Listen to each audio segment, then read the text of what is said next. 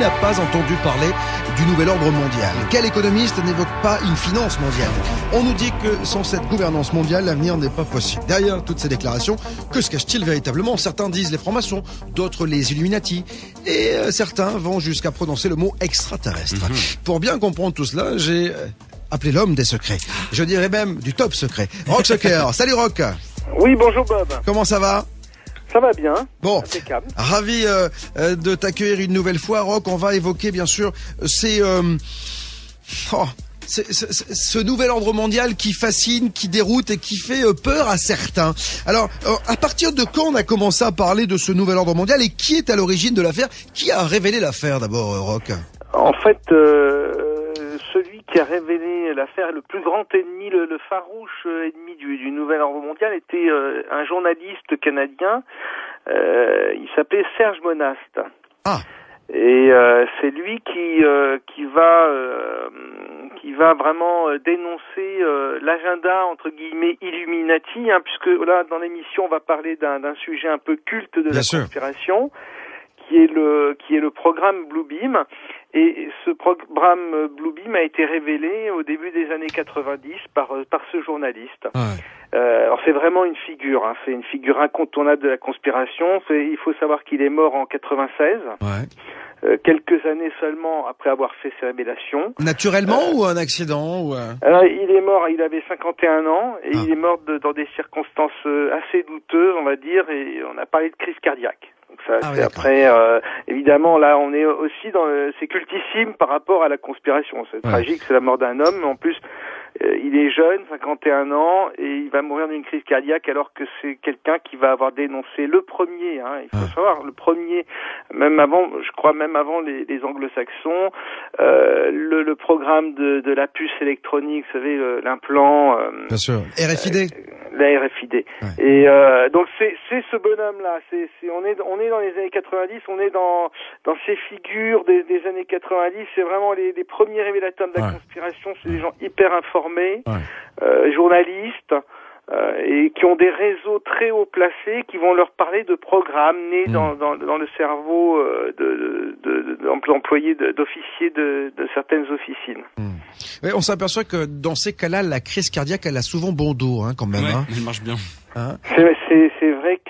C'est vrai qu'il y a quelques cas comme ça de personnes qui ont un peu trop parlé, et soit c'est la crise cardiaque, soit c'est le cancer dans les 2 ans. Ouais, bien sûr. C'est alors, un grand classique. On parle de nouvel ordre mondial. On va écouter. J'ai sorti pas mal de déclarations d'hommes politiques concernant ce nouvel ordre mondial, parce que je me suis aperçu que c'est vrai qu'à partir des années 90, on commence à évoquer de plus en plus ce nouvel ordre mondial. On voit des gens aux 4 coins de la planète évoquer ce nouvel ordre mondial. Et puis, côté français, bien sûr, on n'est pas en reste, avec notamment, Nicolas Sarkozy en 2008. C'est le 23 octobre, il est en meeting, et écoutez ce qu'il dit. Cette crise marquera sans doute pour l'histoire le commencement véritable du XXIe siècle.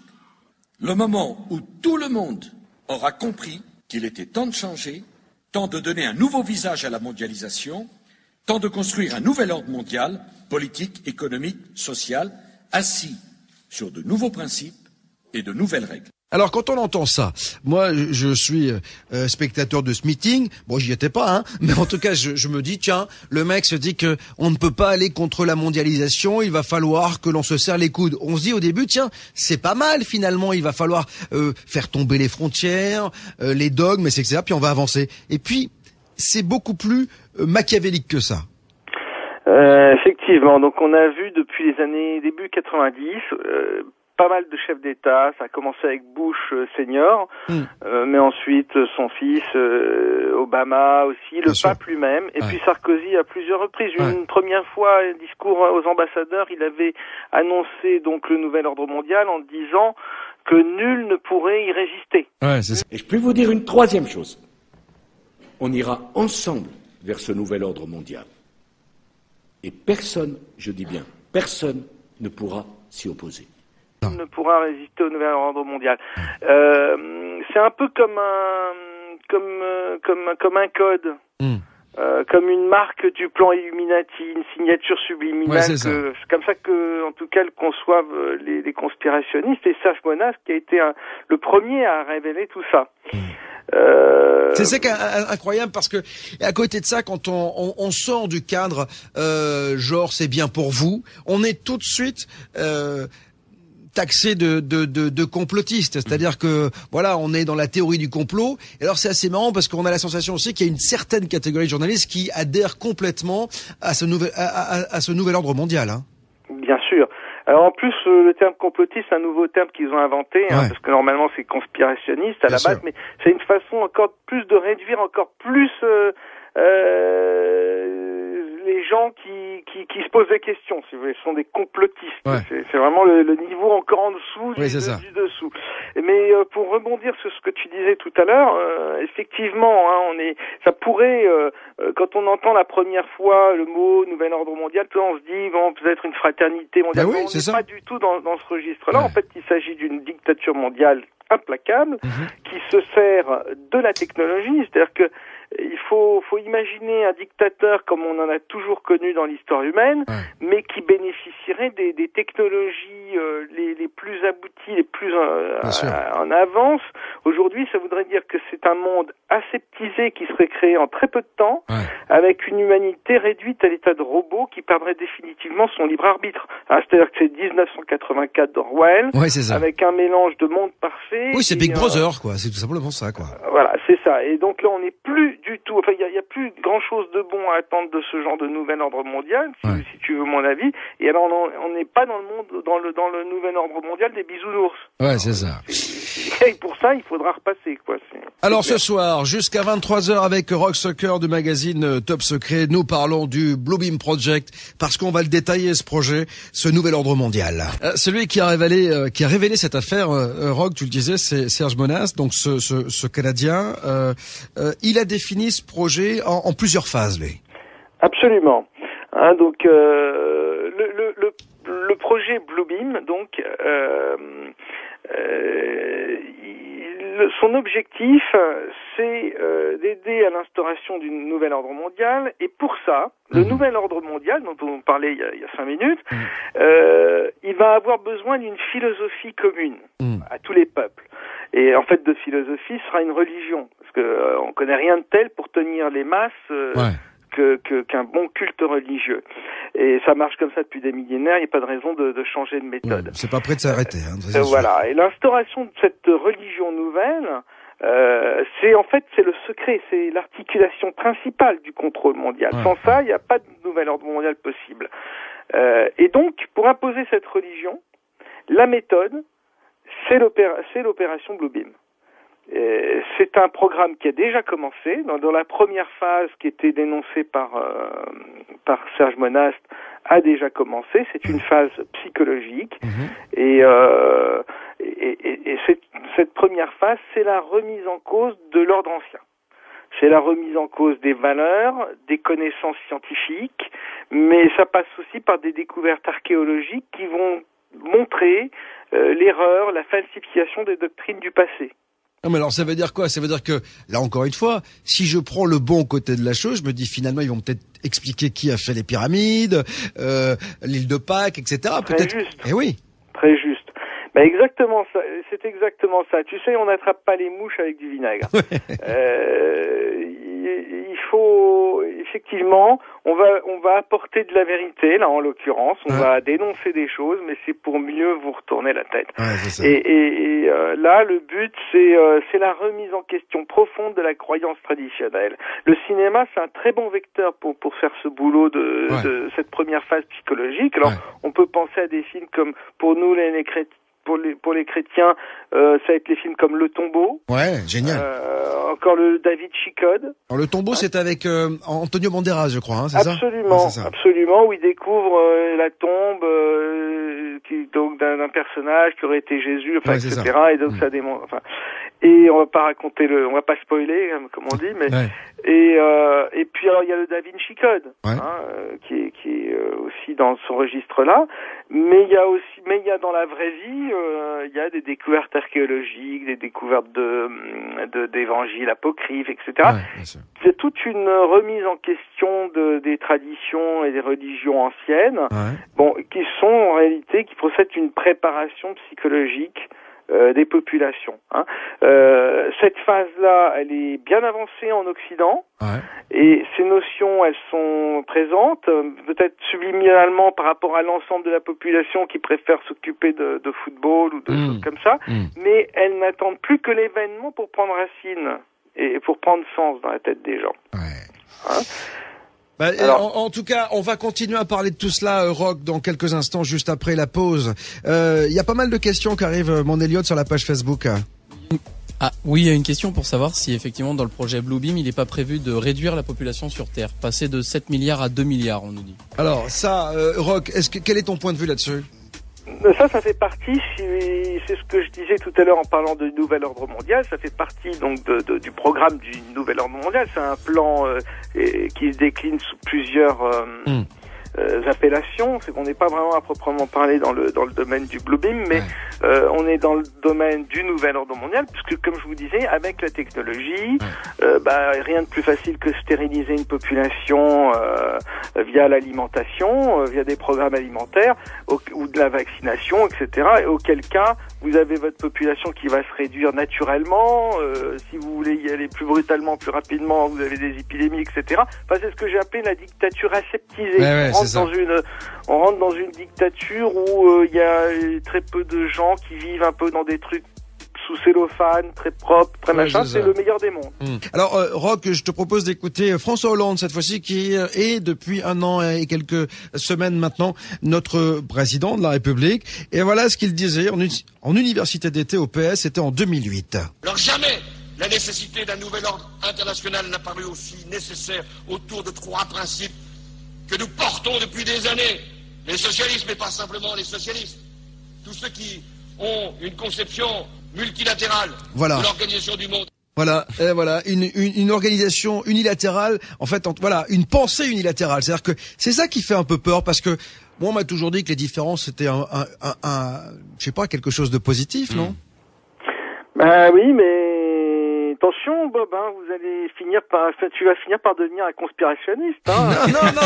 Non, mais moi j'observe, hein, moi je sais, j'expose et les gens disposent, tu le sais bien. Mais je sais, mais je suis exactement dans cette démarche. Mais oui, c'est ce que moi je fais ce constat-là tous les jours. C'est vrai que il y a vraiment deux discours, quoi. Il y a ce qu'on observe dans la réalité, et c'est la direction que prend le monde. On se rend compte que l'Union européenne, si on analyse son fonctionnement, ça ressemble, et on en parle d'ailleurs dans Top Secret, ça ressemble vraiment de plus en plus à une étape obligée vers ce nouvel ordre mondial, vers cette dictature mondiale. Enfin, donc il y a énormément à réfléchir, à penser là-dessus. On a vu que c'était une remise en question de l'ordre ancien, des philosophies anciennes, des doctrines et même des connaissances scientifiques anciennes, mais il faut aussi voir qu'il y a une nouvelle philosophie qui est derrière, qui a été aussi amenée,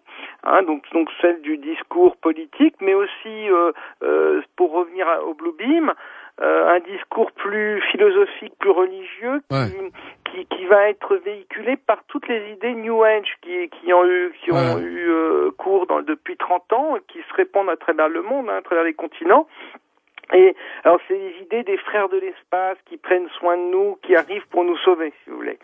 Et donc ces idées New Age, elles aussi, depuis 30 ans, 40 ans, elles ont fait leur chemin. Elles ont été imaginées, favorisées par des officines secrètes, hein, il faut le savoir. Et là aussi, le cinéma a joué un rôle important.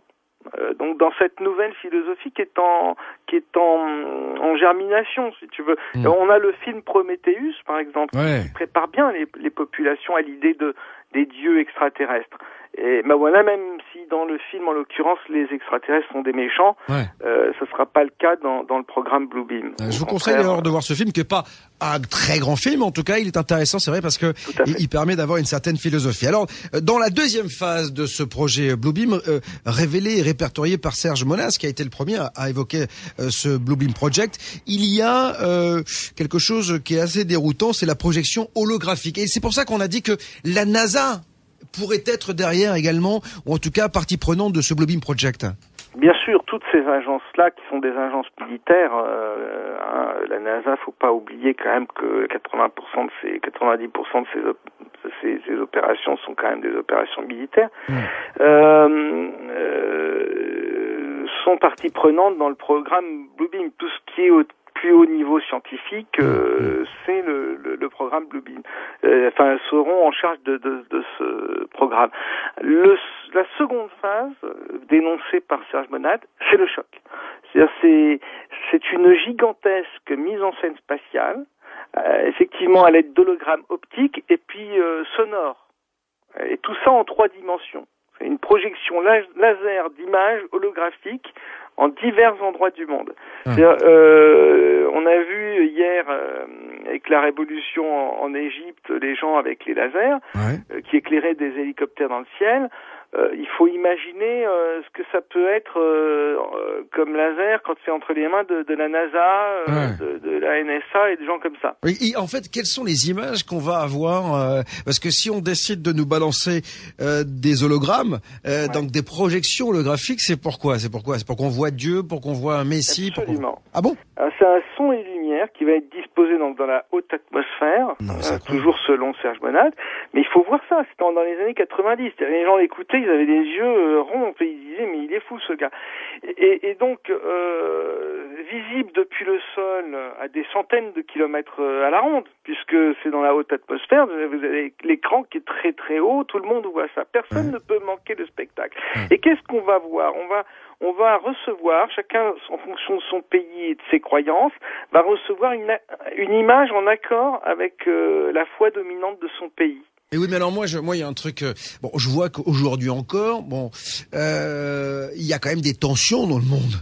Est-ce que toutes ces tensions vont disparaître? Est-ce que ça voudrait dire que déjà derrière toutes ces tensions, c'est un peu un leurre et que de toute façon, quoi qu'il en soit, il y a des réunions sous le manteau dans lesquelles on fomente déjà l'avènement de ce nouvel ordre mondial? On sait bien que, là je n'ai pas les réponses par rapport à ça, mais on sait bien qu'une des grandes théories par rapport à la conspiration, c'est qu'il faut créer des crises pour pouvoir apporter des solutions.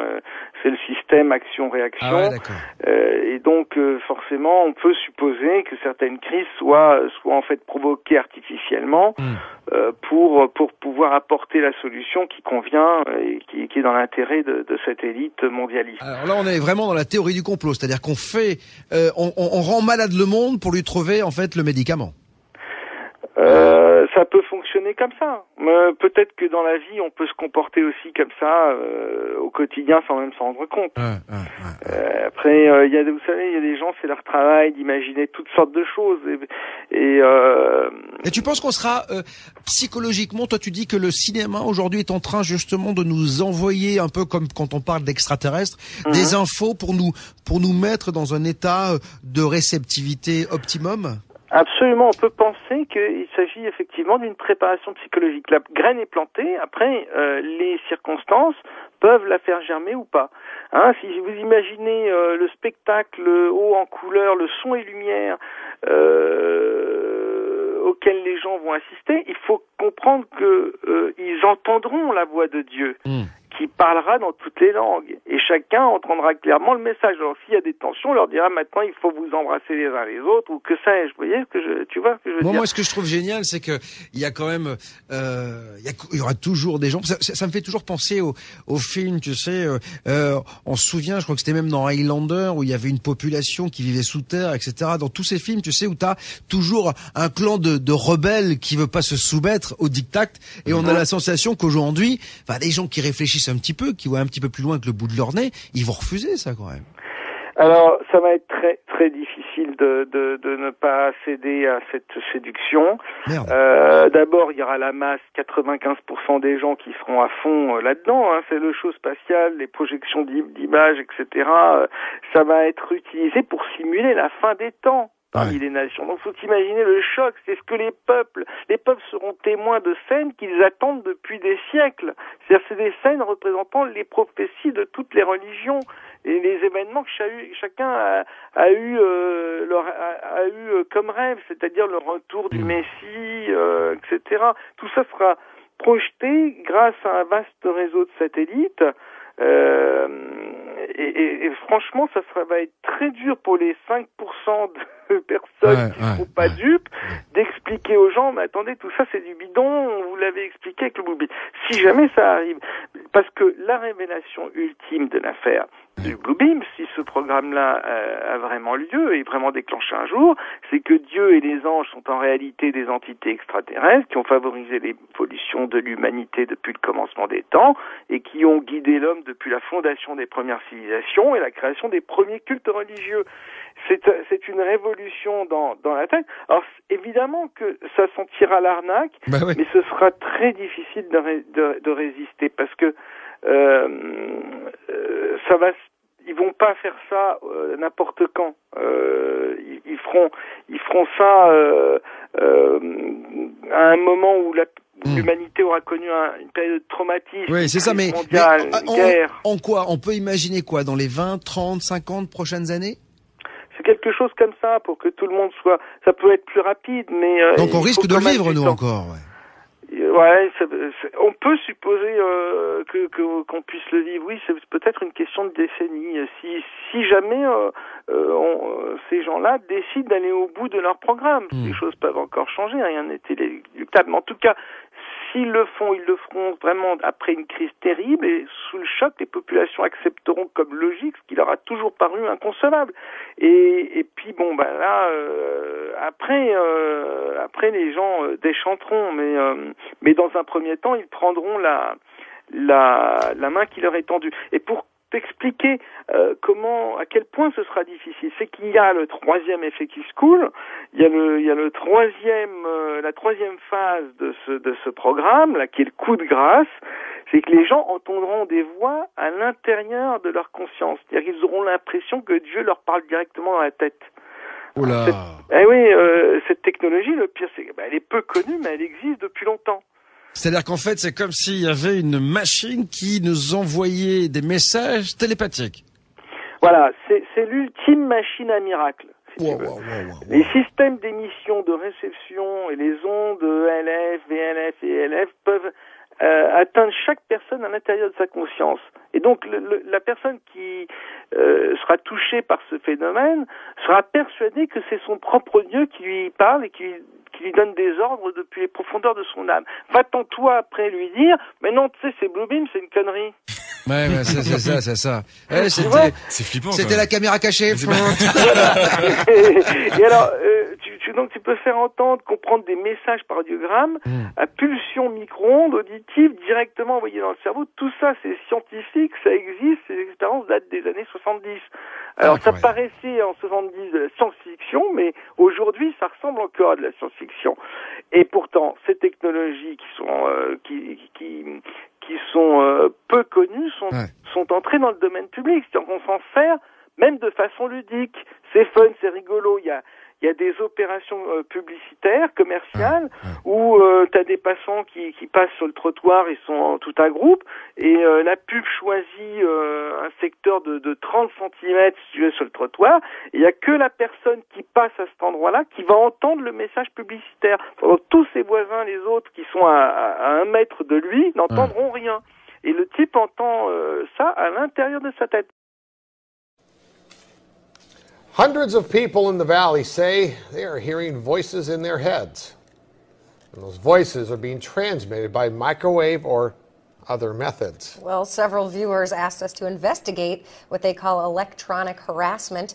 KMIR 6's Angela Monroe joins us now with what she's discovered. Angela. Electronic harassment, synthetic telepathy, voice-to-skull technology. Chances are you haven't heard of these terms. But after searching the internet, I found dozens of websites dedicated to the phenomenon and several Valley residents who say they're victims.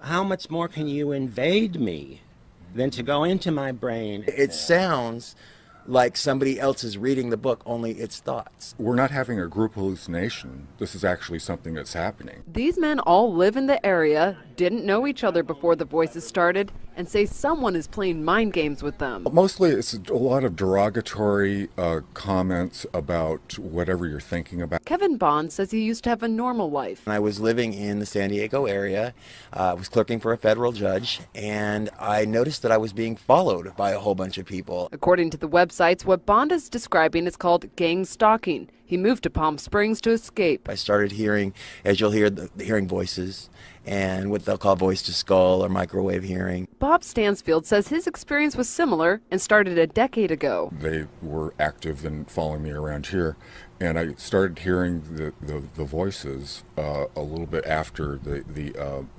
vehicular stalking. Randall Ringer says the voices started when he was undergoing chemotherapy. The first thing that was said was Randall Ringer. And I sat up straight and I went into the bathroom, and I looked in the mirror, looked myself in the eyes, and I said, did that really happen? Bond says he's found more than 300 victims locally and is tracking others across the state through billboards. In Johnson Valley, a Freedom House just opened to help people who believe they are being targeted. To many of you who find yourselves the object of covert harassment, that there is hope and that you are not alone, and that we are striving to find legislation and we're working towards freedom for all. Derek Robinson leads a national group called Freedom from Covert Harassment and Surveillance. He says he knows who's playing mind games. Rogue government officials that are sponsoring this, also corrupt business officials, and private citizens. And he also told us how. Most of it is delivered by microwave, and I believe it's satellite delivered. Bond says neurotransmitter chips that run off body electricity have been inserted into some people. And they assign cell phone numbers to them.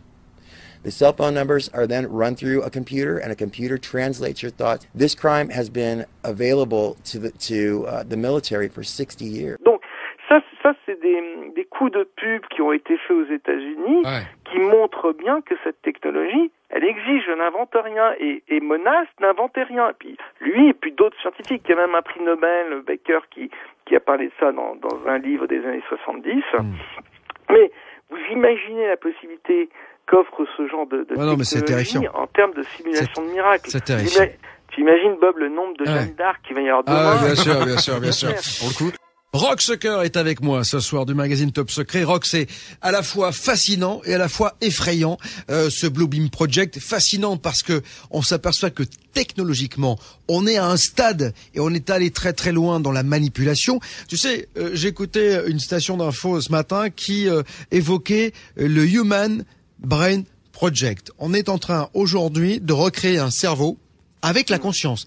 Tu sais qu'on a les imprimantes 3D aujourd'hui. Ouais. Et donc, on est en train de recréer un cerveau avec de la conscience. Ça veut dire que demain, on risque d'avoir un robot avec un vrai cerveau et qui va nous parler. Voilà, et qui va réfléchir surtout, qui va pas que parler, qui va réfléchir. Donc, on se dit que technologiquement, on sait pas où est-ce que ça va s'arrêter. Et si on arrive à faire ça, alors pour le coup, on va créer un dieu qui pourra nous parler, agir et nous faire aller, mais comme des moutons, là où il veut, hein. Absolument, et puis ce sera quelqu'un qui simulera, qui fera croire qu'il est un dieu. Bien sûr. Et on est arrivé effectivement au niveau des dieux. C'est-à-dire que c'est un peu l'histoire de Babel qui se profile là. Alors quel rapport avec ces fameux Illuminati?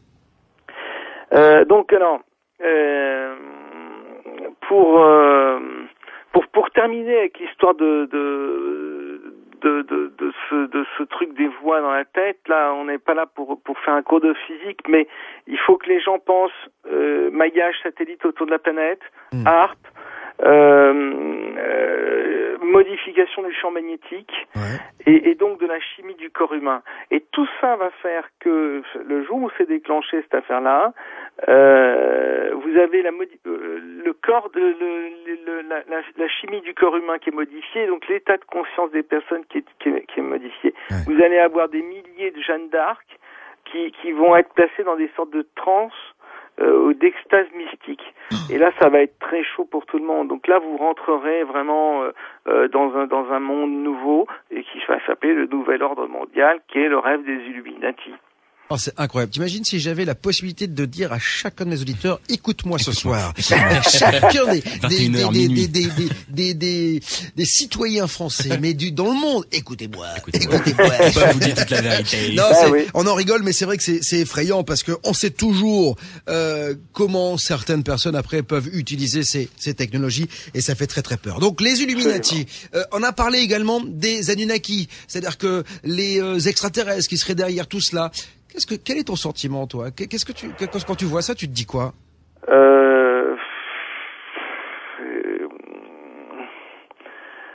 Moi, je n'ai que des questions.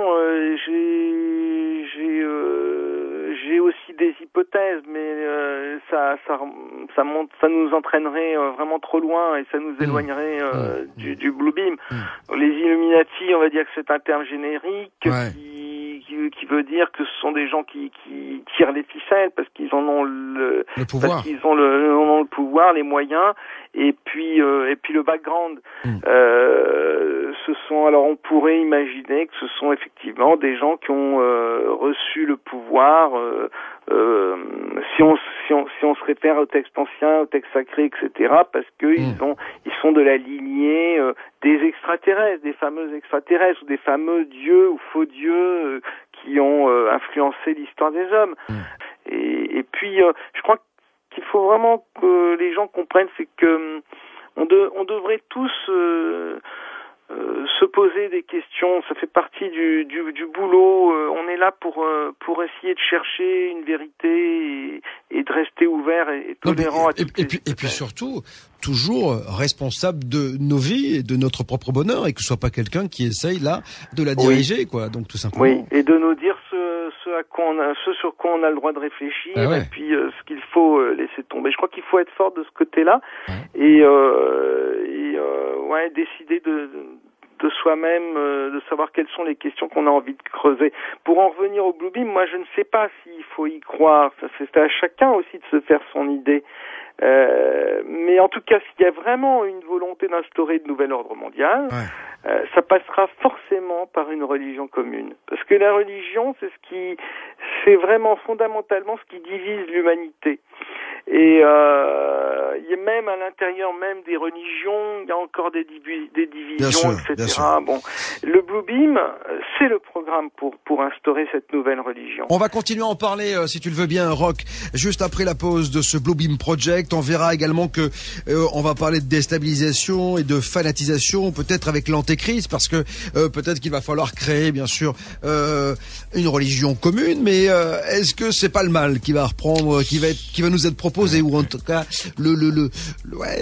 celui qui est caché en embuscade? Vous avez frappé à la bonne porte si vous pensez que l'on nous ment, que l'on nous cache des choses. Ici, j'expose toute la vérité entre 21h et minuit. Et tout à l'heure, du côté de 23h, nous aurons Yannick Lecam pour évoquer quelque chose d'assez incroyable, le conscient et le subconscient. Et voilà, il s'en passe des choses dans notre tête. Vous verrez tout cela dans quelques instants. Et puis, en dehors de notre tête, en tout cas, notre tête intéresse beaucoup de monde, et notamment ceux qui sont derrière le Blue Beam Project, puisqu'il semblerait que avec les nouvelles technologies, on puisse influencer nos vies grâce à des messages subliminaux que l'on percevrait. En tout cas, on parle tout cela avec Roch Soccer ce soir du magazine Top Secret, le Blue Beam Project, qui a été pour la première fois révélé par Serge Monas, donc un journaliste canadien. Je disais, Roch, juste avant la pause, que on va évoquer bien sûr cette religion commune. Déjà, il va falloir que chacun accepte qu'il n'y ait plus qu'une seule religion. Donc, quel est le travail qui va être fait pour que les gens acceptent tout cela, quand même? C'est quand même assez dingue. Et on a l'antéchrist, parce que ça, c'est quelque chose qui revient énormément quand on évoque le Blue Beam Project.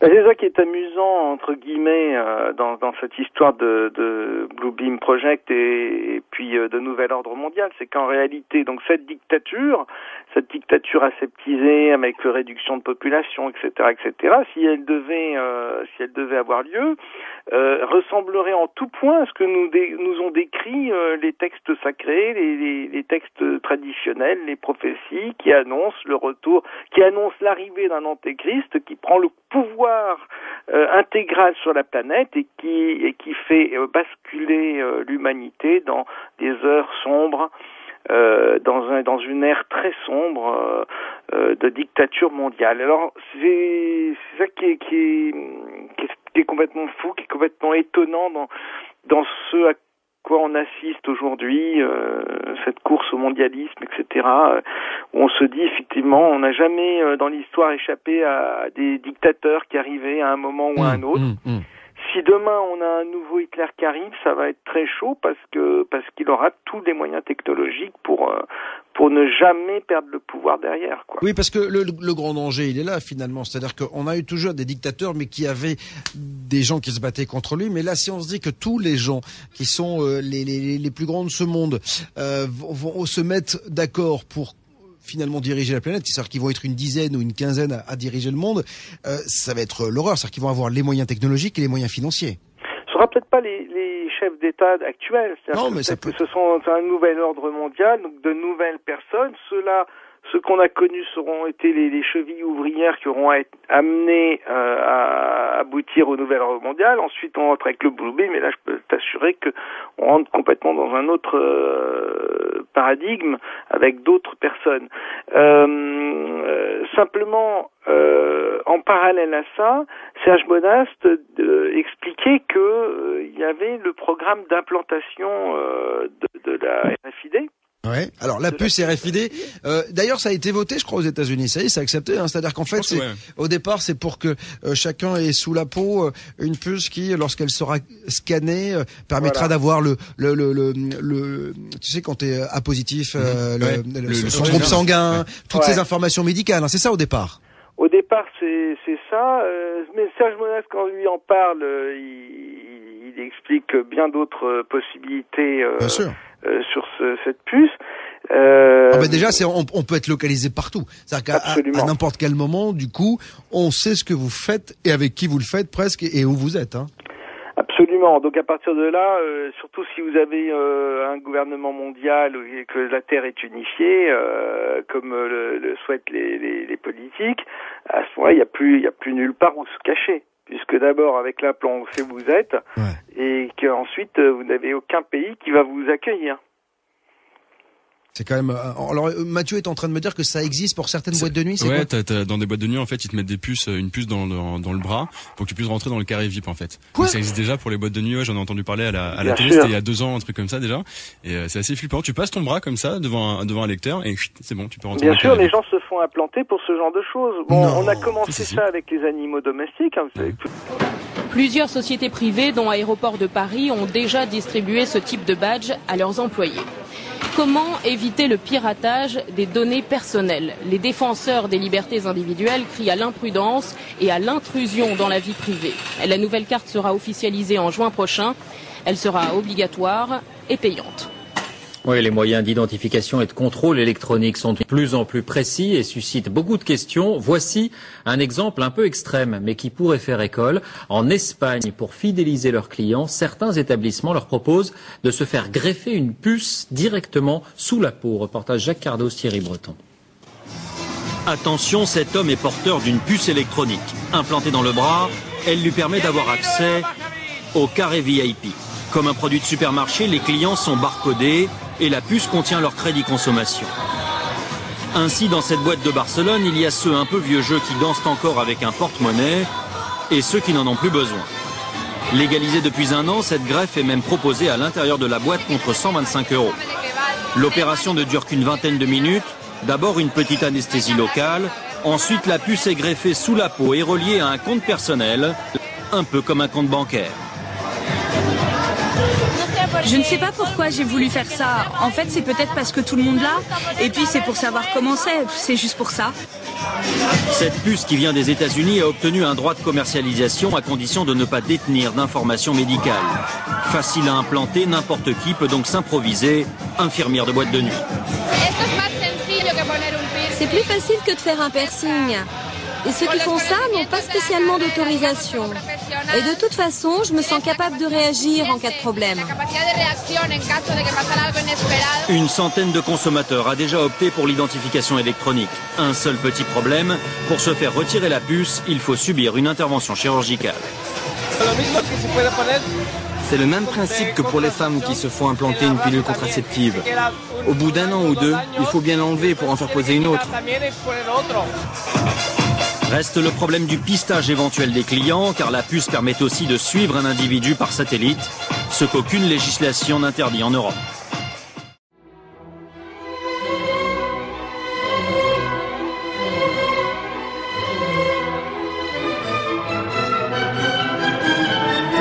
Bonjour Jacques Attali. Bonjour. Alors aujourd'hui nous allons parler de l'avenir de la radio-identification, souvent identifiée sous le sigle de RFID. Alors qu'est-ce que c'est ? C'est une méthode pour mémoriser et transmettre des données qui sont stockées sur des radioétiquettes composées d'une puce électronique et d'une antenne, qui permet de recevoir et répondre aux requêtes radio émises depuis un émetteur-récepteur. Alors ces radioétiquettes, elles sont introduites dans des produits ou collées sur des objets, mais elles peuvent aussi être implantées dans des organismes vivants. On a le sentiment que c'est quelque chose de très nouveau, alors qu'en fait, ça existe depuis très longtemps. Tout ce qui va être de plus en plus nécessaire à suivre à distance, savoir ce qu'il devient, permettre de connaître l'évolution des produits, les localiser, optimiser les stocks, de façon à ce qu'on ait des stocks minimaux, faire en sorte qu'on sache en permanence où se trouvent ces objets, permettre d'intégrer des processus de production. Oui, on parle d'un enjeu économique majeur dans la traçabilité des produits. Les réductions des coûts sont considérables. En termes de sécurité sanitaire, de pouvoir tracer l'origine des produits agricoles depuis leur conception jusqu'à leur consommation. Tout ça donne une traçabilité sur les objets absolument gigantesque, encore à venir. Sur les personnes aussi, on peut imaginer une traçabilité encore plus grande. Parce que sur les objets, on connaît, mais sur les organismes vivants, que ce soit les animaux ou les êtres humains, qui pourront avoir une puce électronique implantée dans le corps. Mais avant de parler de l'implantation des organismes vivants, il faut regarder tout ce qui va se passer aussi sur les moyens de paiement et sur la surveillance même dans la vie quotidienne de nos enfants ou de nos petits-enfants. To think something so small can connect you to everything that matters. When your life and all you love are on the line. HealthLink is always with you when every second counts in the emergency room, providing immediate access to your medical records. Because Bob has trouble remembering all his medications. Because I'm in love with my kids' kids. Because my car lost control while driving. Because now I'm looking out for both of us. Because I have diabetes, but it doesn't have me. Because I spend my life in the ER, trying to save yours. Et puis de plus en plus, on vous est dans les maternités, pour ne pas perdre les bébés, on place des RFID dans des bracelets, etc. Et dans certaines familles très riches, on propose d'implanter les enfants en cas de kidnapping, ça se fait en Amérique du Sud. Et en Inde, le programme d'implantation est... Alors il faudrait vérifier l'information, mais à l'époque il était dans les tuyaux, puisque on expliquait que c'était le seul moyen pour les Indiens d'avoir la sécurité sociale, que pour éviter les fraudes, etc. Il fallait que tous les Indiens soient implantés. Et je crois qu'aux États-Unis c'est la même chose, c'est-à-dire que Obama a fait le programme de sécurité sociale et s'est battu là-dessus, mais dans la loi sur la sécu américaine. Au bout de quelques années, pour continuer à avoir cette prestation, il faudra l'implant. Donc on y va. C'est ça qui est extraordinaire chez Monas, c'est que tout ce qu'il a annoncé à l'époque où on disait ce type est complètement dingue et où lui disait attention, j'ai des informations très sérieuses et j'ai un réseau d'informateurs très très très bien placé, très privilégié. on ne le prenait pas au sérieux, mais tout on dirait que son grand tort, c'est d'avoir eu raison avant tout le monde. Mais moi, ce qui me fait peur, tu sais, c'est que je regarde les films de science-fiction ou d'anticipation, puis on voit souvent que l'anticipation devient quelques années plus tard réalité. Ça me fait penser au film Bienvenue à Gattaca. Je sais pas si tu te souviens de ce film, où il y a une société comme ça où tout le monde est pucé et on voit à droite à gauche. Enfin, moi, je trouve ça dingue. Alors, et encore plus dingue ce que vous m'avez dit sur les boîtes de nuit, parce que ça veut dire qu'aujourd'hui, tu as des gens qui acceptent d'être avec une seringue, on leur balance une puce électronique devant la boîte de nuit. Ouais, c'est ça en fait, ils te désinfectent le bras et puis c'est un peu épais en plus, hein. C'est-à-dire que c'est vraiment c'est chirurgical presque. Hein. Et alors on accepte que des boîtes de nuit te mettent des trucs dans la peau. Ouais. Oui, je on aura, si tu veux, Bob, il y aura toute une émission à préparer sur ce genre de sujet. C'est tout à fait passionnant. Tu vas avoir la tête à l'envers, mais ça va très très loin l'implant, parce que ça peut aussi modifier la chimie du corps humain. Bref, on peut imaginer au bout d'un moment dans une dictature que cette puce-là est carrément une programmation et qu'elle implose quand t'as arrivé à l'âge de 30 ans. Auquel cas, là, tu rentres dans le film L'âge de cristal. Hein, puisque l'âge de cristal ne montre rien d'autre. Tu as un diamant dans la main. Je sais pas si tu te souviens de ce film-là, un peu vieux, où ce sont des gens vivent dans une ville qui est à l'abri de la pollution, etc. Mais évidemment, comme la Terre n'a plus de ressources pour nourrir tout le monde, à 30 ans, les gens sont sacrifiés. Ils partent, ils vont dans, je sais plus quoi, le sanctuaire, je sais plus comment on appelle ça, et ils sont sacrifiés. Or, qu'est-ce qu'on a fait à tous les corps humains, tous les bébés qui naissent, on leur met une sorte de rubis dans la main qui clignote, et un jour, boum, ça s'éteint.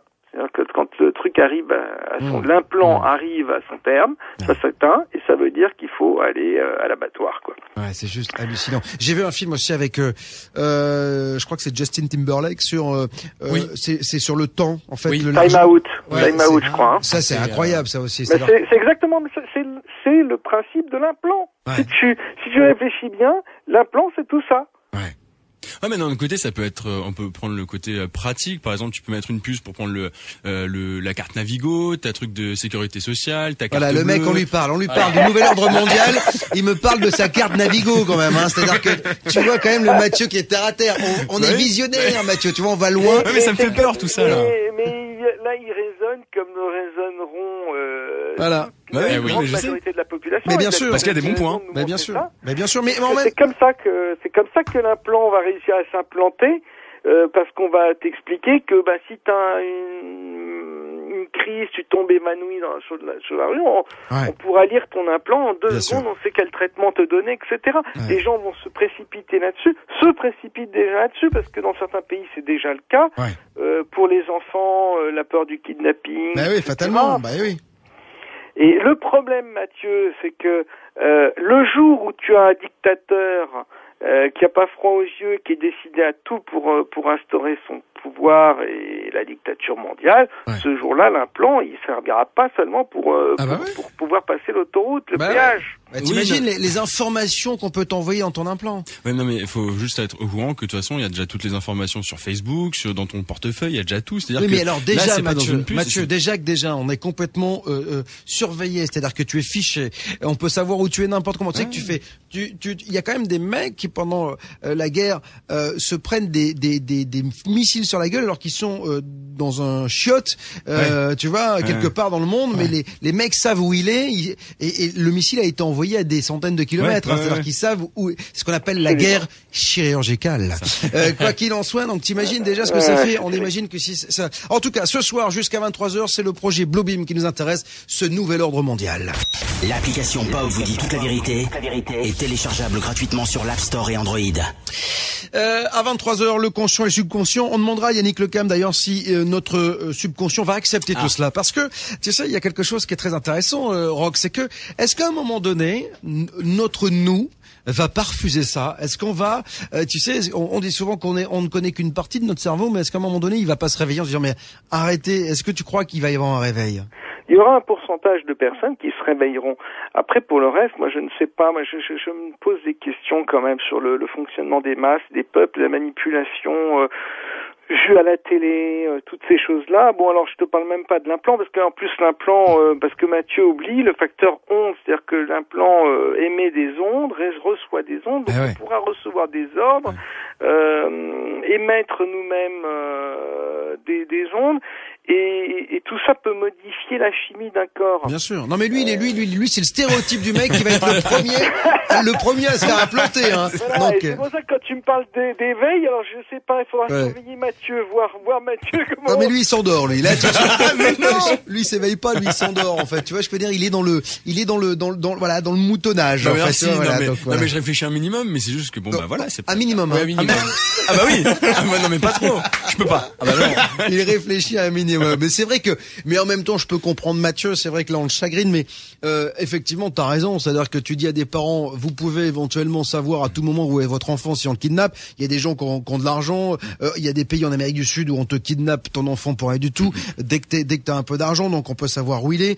On peut savoir effectivement ton groupe sanguin en cas d'accident, tes antécédents physiques, etc., médicaux. Mais en même temps, c'est toujours comme d'habitude, quoi. La pièce à deux côtés, quoi. Absolument. Bah, c'est ça. C'est-à-dire que ce n'est que dans un second temps que la pièce montre son vrai visage. Et là, c'est malheureusement trop tard, parce qu'une fois que tu as un implant, ça devient beaucoup plus délicat de l'enlever je crois il y a aussi des films qui montrent ça.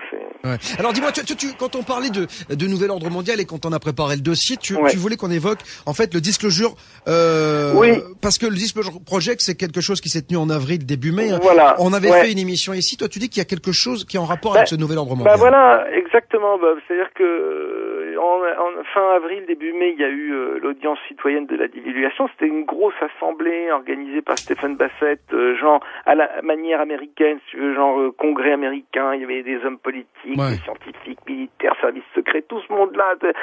Ils étaient tous là à lever la main droite, dire je le jure, et prêter serment pour raconter leur histoire sur les ovnis. Et c'est une réunion qui a coûté quand même $1 million à peu près, avec très grosse couverture médiatique aux USA. Et tout. Donc évidemment le milieu ufologique s'est enflammé, ouais génial, c'est super, etc. Mais enfin bon, après on peut se poser des questions, pareil, pourquoi ces gens-là se mettent à parler comme ça en dehors des raisons d'argent? Qu'est-ce qu'ils ont été frappés tout d'un coup par la grâce, par l'amour de la vérité, et c'est des gens qui ont fait une carrière dans des officines où on leur apprend toute leur vie à faire de la désinformation et à cacher la vérité, et tout d'un coup ils lâchent tout, tous en bloc. On peut se poser des questions, savoir d'où vient l'argent, etc. Et donc ce que je veux dire, c'est juste de mettre un peu en garde les auditeurs ou les personnes sensibles à toutes ces histoires d'ufologie, c'est se demander si tout ça ne procède pas aussi de la phase 1 qui était dénoncée par Serge Monast, c'est-à-dire de la préparation des esprits à ce choc du Blue Beam, c'est-à-dire le truc Indépendance D où tu as les vaisseaux spatiaux qui arrivent tous au-dessus des villes, etc. C'est vraiment cette réunion qui a eu lieu, même si c'est positif qu'on parle des ovnis, même si je suis sûr que certaines de ces personnes sont complètement honnêtes et sincères, etc. On peut se demander qui tire les ficelles là aussi, et si c'est pas une façon de préparer, si on n'est pas déjà dans la phase 1 du Blue Beam, c'est-à-dire la préparation de la population, à savoir, vous voyez, on vous l'avait dit, il y avait même des gens gradés, tout ça, avec pédigré qui vous avaient révélé l'existence des ovnis, donc vous pouvez le croire. Vous avez encore une preuve de plus.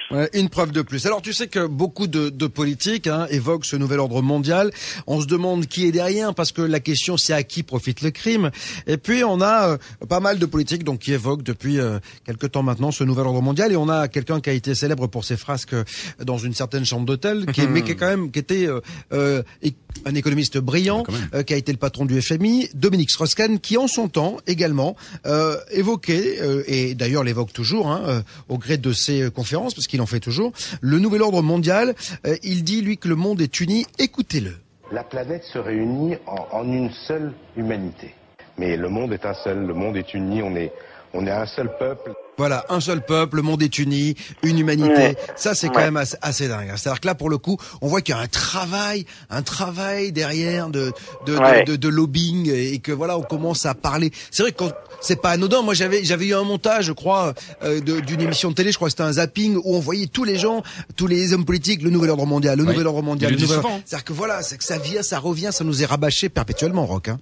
Absolument, c'est toujours, ça procède toujours de la même préparation qui est sur plusieurs phases, et là et c'est vrai qu'il y a un discours il y a un double discours, c'est-à-dire qu'il y a le discours et puis les faits, en réalité. Ça fait peur. C'est vrai que ça fait peur. À qui va profiter le crime? Est-ce que tu disais tout à l'heure que c'était pas forcément les hommes politiques. Est-ce que ce sont les banques, les financiers, là? Parce que, à un moment donné, si on fait ça, c'est qu'il faut qu'on récupère de l'argent, parce que sinon ça n'a aucun intérêt. Bob, ça engagerait quasiment une nouvelle émission, je t'assure. C'est à qui profite le crime, c'est-à-dire comment ça peut fonctionner, qui tire les ficelles réellement. Effectivement, là, ça nous ramène aux dieux, aux faux dieux, à l'histoire des civilisations, parce que peut-être que tout ça n'est qu'une boucle, temporelle qui se joue tout le temps. On nous a raconté le déluge, on nous a raconté, etc. Il y a peut-être un moment, un Matrix Reload qui nous attend, c'est-à-dire une remise à jour. Le nouvel ordre mondial, c'est peut-être un départ à zéro où on remet les pendules à l'heure, on repart avec une humanité nouvelle, et là ça rejoint après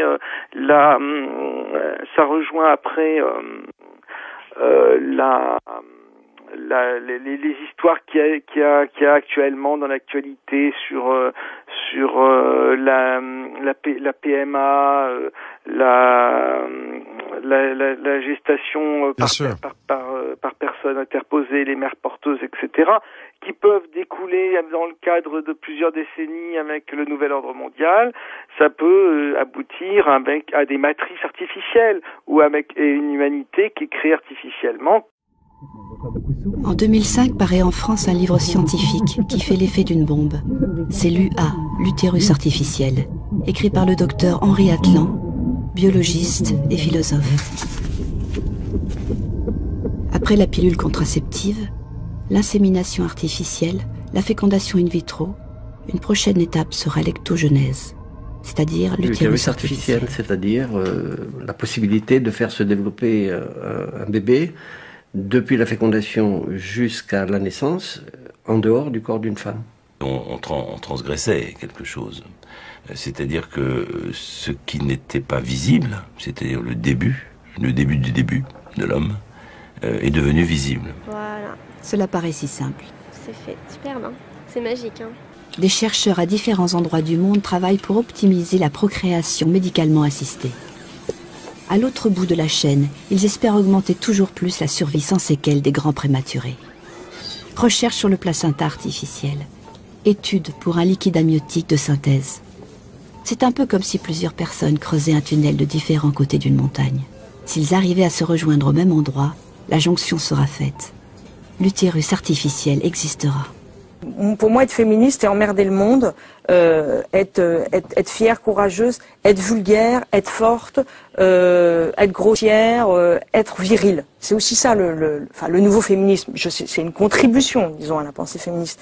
On n'a pas on crée pas non plus un nouveau féminisme, mais on essaye effectivement d'aller du côté de ce qu'on appelle la virilité, c'est-à-dire prendre un peu au mec ce feu sacré de la virilité. C'est quoi être viril? C'est avoir une grande gueule, c'est boire, fumer, parler, s'emparer de la chose politique, parler toute la nuit, rouler sous la table pour des idées. Pourquoi vous faites cette tête-là, Fabrice Guignon? On a l'impression que vous êtes estomaqué, abasourdi.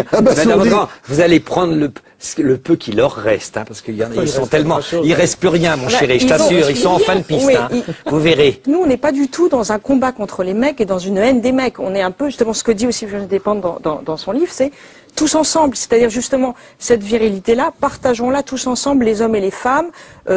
Voilà, que les mecs se féminisent, que que les femmes se virilisent, faisons un petit peu circuler, et aussi faisons circuler le ventre et la tête, puisque vous vous dites, voilà, les femmes sont merveilleuses parce qu'elles sont du côté du ventre, elles enfantent, etc. Puis les hommes, c'est le cerveau. Moi, je serais pour qu'on sorte un peu de cette partition naturaliste. L'utérus artificiel pourrait nous y aider, par exemple. Les femmes pourraient n'être plus que des cerveaux, les hommes pourraient louer des utérus pour faire des enfants. Voilà, je ne comprends pas la nécessité de cette uniformisation. Moi, je pense qu'il y a égalité, mais je ne comprends pas pourquoi vous voulez l'uniformité. Je crois que c'est Sacha Guitry qui disait qu'il donnerait volontiers la supériorité aux femmes si elles arrêtaient de parler d'égalité. Avant les guerres, les hommes et les femmes combinaient eux-mêmes leur patrimoine génétique et s'exposaient à de multiples dangers. Les enfants leur appartenaient comme des objets. Ils ne prenaient pas la liberté comme il est d'usage aujourd'hui. C'est ce qui s'appelait une famille. Nous avons beaucoup progressé depuis lors.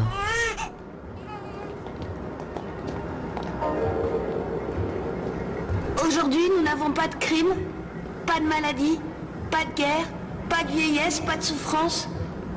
Nous sommes génétiquement programmés pour occuper la place dans la société qui nous a été attribuée. Et tout le monde est heureux. Très bien, c'est du bon travail. Je ne comprends pas. Comment est-ce que les enfants étaient décantés dans l'ancien temps?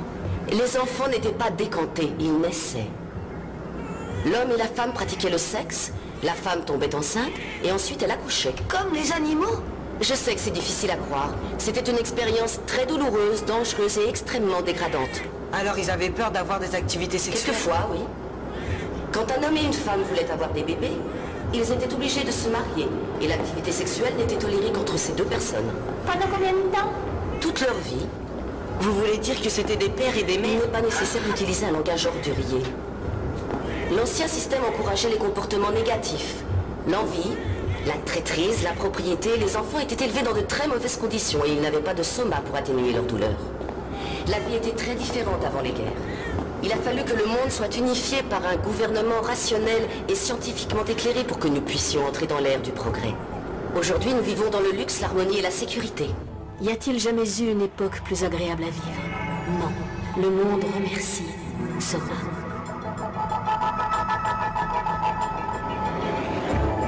Chacun a sa place et un objectif précis. Ainsi, tout le monde est heureux et vit en harmonie. Les alphas, les bêtas, les gammas et les deltas. Tout le monde appartient à tout le monde. Nous devons respecter les deltas, les gammas et les bêtas. Nous sommes tous utiles et je suis fier d'être un alpha. J'aurais détesté être aussi ennuyeux qu'un delta. Suivre des ordres comme un gamma ou surveiller comme un bêta.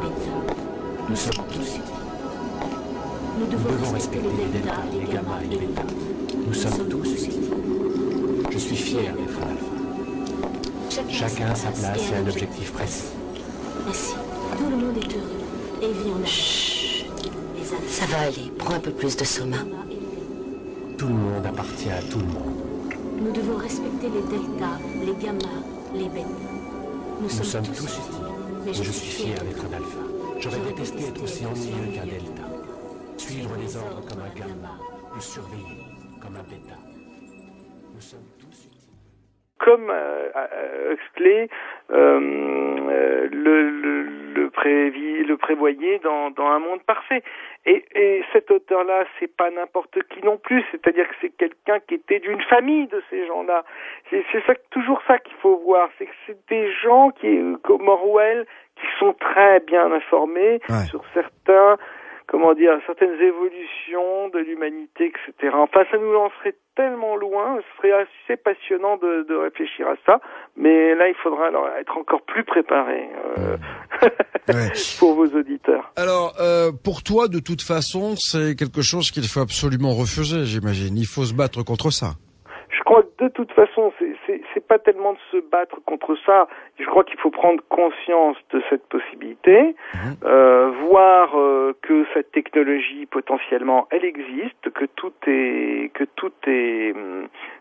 est en place pour que ça arrive, qu'on n'est pas à l'abri d'un jour d'une dictature qui montrerait son vrai visage, parce que peut-être il y a des gens qui vont dire que déjà on est dans un système de dictature aujourd'hui.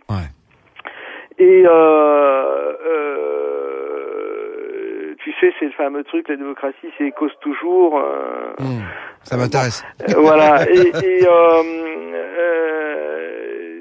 Donc c'est pas tellement de se battre, c'est juste de prendre conscience. Et le fait de prendre conscience, déjà, ça permet d'éviter pas mal de pièges et donc pas mal de mise en place de ces pièges. Pourquoi parler du Bluebeam est important, est intéressant? Pourquoi parler de tout ce qu'on vient de dire ce soir est important? C'est parce que en le disant et en le faisant connaître par d'autres, ben ça rend les choses plus compliquées à mettre en place. Bien sûr, bien sûr. Bah oui, ça éveille le grand public et quand le pire c'est l'ignorance. Et quand le public sait, quand le grand public sait, eh ben il a une arme entre les mains. En tout cas, on est et toi et moi là pour cela. Toi dans ton magazine Top Secret, là pour éveiller les consciences, pour dire ce qu'il se passe véritablement. Après, encore une fois, on expose et les gens disposent. Hein, je crois qu'on a la même devise. Tout à fait. Mais dans tous les cas, c'est important que quelqu'un expose et on s'aperçoit que de moins en moins de monde le fait, hein, quand même. Hein. Et bravo pour ce que tu fais. C'est vraiment très très très courageux dans notre société aujourd'hui où quand même c'est le règne de la pensée unique. C'est vraiment bien d'oser faire ce que tu fais parce que ça peut être assez mal vu, on va dire. C'est sûr. Oh t'inquiète pas, je suis au courant. Hein. Je reçois quelques messages. En tout cas, 1000 fois merci. Qu'est-ce qui réunit la NASA, le FBI, la CIA, les Américains, les Russes, les religions, toutes les religions du monde? Toutes. Et oui, parce que ça y va franchement. En gros, tous les puissants. Qu'est-ce qui les réunit tous au sein de la même conspiration, en tout cas pour certains? C'est le projet Bluebeam initié par la NASA, un projet absolument hallucinant pour imposer une religion du nouvel âge avec la venue de l'Antéchrist. Rien que ça. C'est une espèce de fusion, quoi. C'est une fusion de tout ce qui a pu se faire en termes de conspiration. C'est l'apothéose du conspirationnisme. Magnifique. Alors, le projet Bluebeam, quand même, a des bases scientifiques réelles, en tout cas des bases qui existent et qui sont avérées, puisque de nombreux scientifiques se sont aperçus, effectivement, qu'on avait par des micro-ondes ou par d'autres moyens modernes, la possibilité d'influencer des personnes. Un petit peu comme quelqu'un qui ferait de la télépathie serait capable d'influencer une personne. Donc on serait capable de rentrer dans le cerveau des gens pour leur véhiculer des messages directement, comme s'ils avaient une petite voix à l'intérieur qui leur soufflait. Alors à ça, évidemment, plusieurs expériences, plusieurs scientifiques qui se sont penchés sur la question. Alors, il y a eu des chercheurs, des psychologues. Ça a réellement commencé en 1974, ces études-là. Et par exemple, pour un chercheur qui a quand même été prix Nobel, il a effectué des expériences, une série d'expériences qui démontraient qu'on pouvait entendre et comprendre des messages transmis dans une cabine d'isolation par un audiogramme à pulsion micro-ondes, grosso modo qu'on était capable, un petit peu comme une radio est capable de recevoir des ondes et de les transformer en voix, l'être humain, son cerveau était peut-être capable de faire la même chose. Et de là, évidemment, des tonnes de gens ont commencé à dire oui mais si on est capable de faire ça, imaginez les manipulations que les puissants seraient capables de nous faire subir.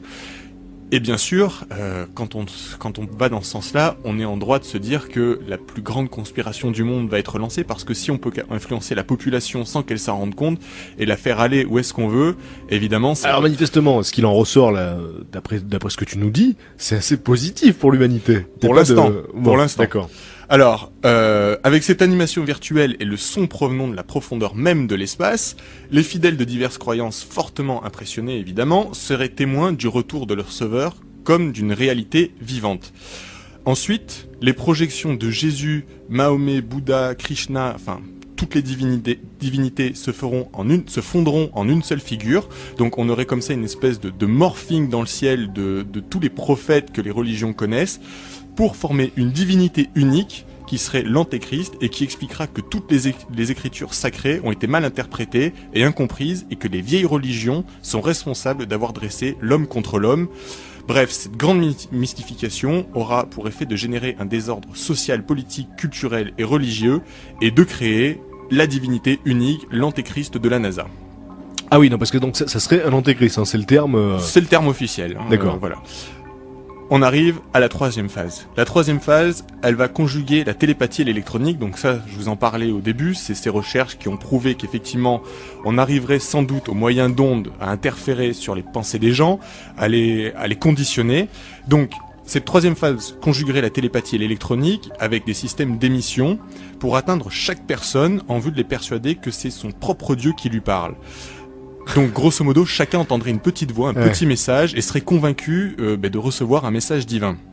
En fait, le but est de former ce qu'on appellerait la pensée artificielle diffuse. Alors, comme je disais, des expérimentations à ce propos ont eu lieu dans différents pays, et on sait évidemment que des impulsions à basse fréquence peuvent produire des signaux auditifs qui sont audibles pour un seul individu, mais pas pour le reste de sa communauté, par exemple. D'accord. Donc on est vraiment capable de cibler comme ça certaines personnes pour les influencer. Donc, par exemple, des présidents, des hommes d'influence à la tête d'État, des religieux, pour vraiment les conduire où est-ce qu'on a envie d'aller. Et là, on arrive à la quatrième phase. Alors, la quatrième phase, ça serait un concentré de manifestations surnaturelles. Alors, il y aurait 3 leurres différents. Le premier leurre, ça serait une invasion extraterrestre qui surviendrait au-dessus de chaque ville, au-dessus de chaque grande ville du monde. C'est brillant comme... C'est brillant, ça réunit tout. Invasion extraterrestre au-dessus de chaque grande ville du monde. Le second leurre, ça serait de faire croire aux chrétiens qu'un merveilleux événement va survenir sous la forme d'une intervention extraterrestre bénéfique, ça dans le but de protéger les terriens d'un démon impitoyable. Oui. Alors le but de ce second leurre, évidemment, de cette manœuvre, c'est de rassembler d'un seul coup tous les opposants à l'ordre mondial juste avant le début du spectacle céleste, c'est lui dont on parlait tout à l'heure.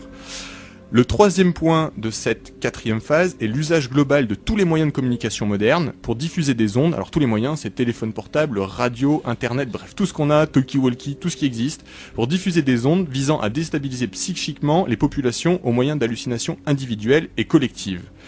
Et donc, on arrive là à la fin du projet Bluebeam qui a pour conclusion qu'après la nuit des 1000 étoiles, c'est comme ça que l'appellent les conspirationnistes, et à la suite de tous les bouleversements mondiaux, que la population mondiale soit prête à accueillir un nouveau messie en chair et en os, un cyber-Rockefeller, comme il l'appelle, faussement extranéen, puisqu'en fait il ne serait pas extraterrestre du tout. D'accord. Et qu'on suppliera de rétablir l'ordre et la paix à n'importe quel prix, mais surtout, évidemment, au prix de notre liberté individuelle. Et c'est là que le projet Bluebeam devient extrêmement pervers, puisque une unité artificielle des peuples permettrait de régler les problèmes urgents, lesquels évidemment ont été de toute façon créés de toutes pièces, donc faciles à régler.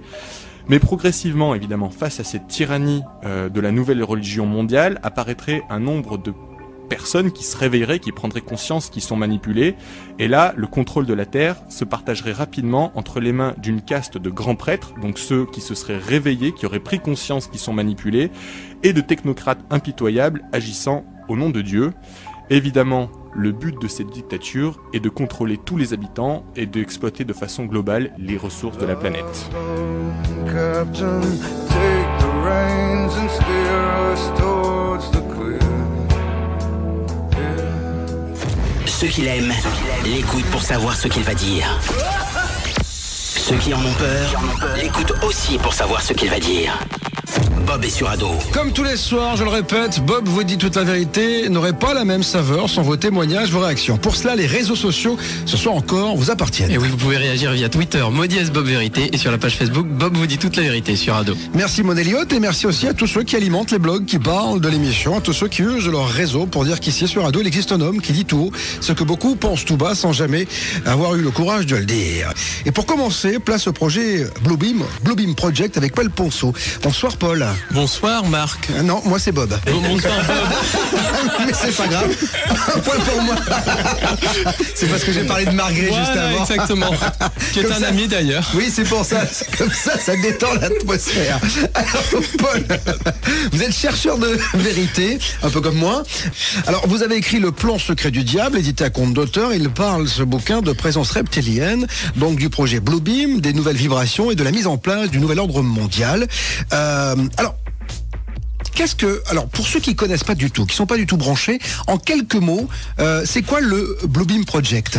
Le Bluebeam Project, c'est tout simplement la volonté de mettre en scène l'arrivée d'un faux sauveur pour extorquer le consentement de l'humanité à un gouvernement mondial, à une religion mondiale.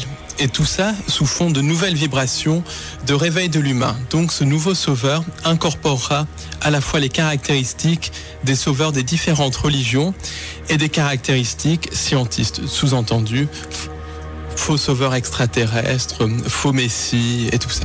Voilà. Donc en fait, c'est la grande manip, quoi, en fait, tout simplement. Exactement. La grande manipulation au niveau du mouvement New Age. Manipulation qui s'inscrit d'ailleurs dans tout notre quotidien, dans toute notre vie, à la fois dans notre vie de tous les jours et dans la politique internationale, l'actualité. Voilà. Alors moi, quand on a commencé à travailler sur l'émission, on a vu souvent la NASA revenir. Est-ce que on a dit au départ que c'était la NASA qui était derrière tout cela? Alors j'étais un peu surpris parce qu'il y a un aspect très religieux quand même dans ce Blue Beam Project également. On en parlera, on va le détailler. Est-ce que la NASA est au départ à l'origine de ce projet ou pas du tout? Clairement, la NASA est un des fers de lance du projet. La NASA va être utilisée dans ce projet, mais la NASA n'est pas du tout à l'origine de ce projet.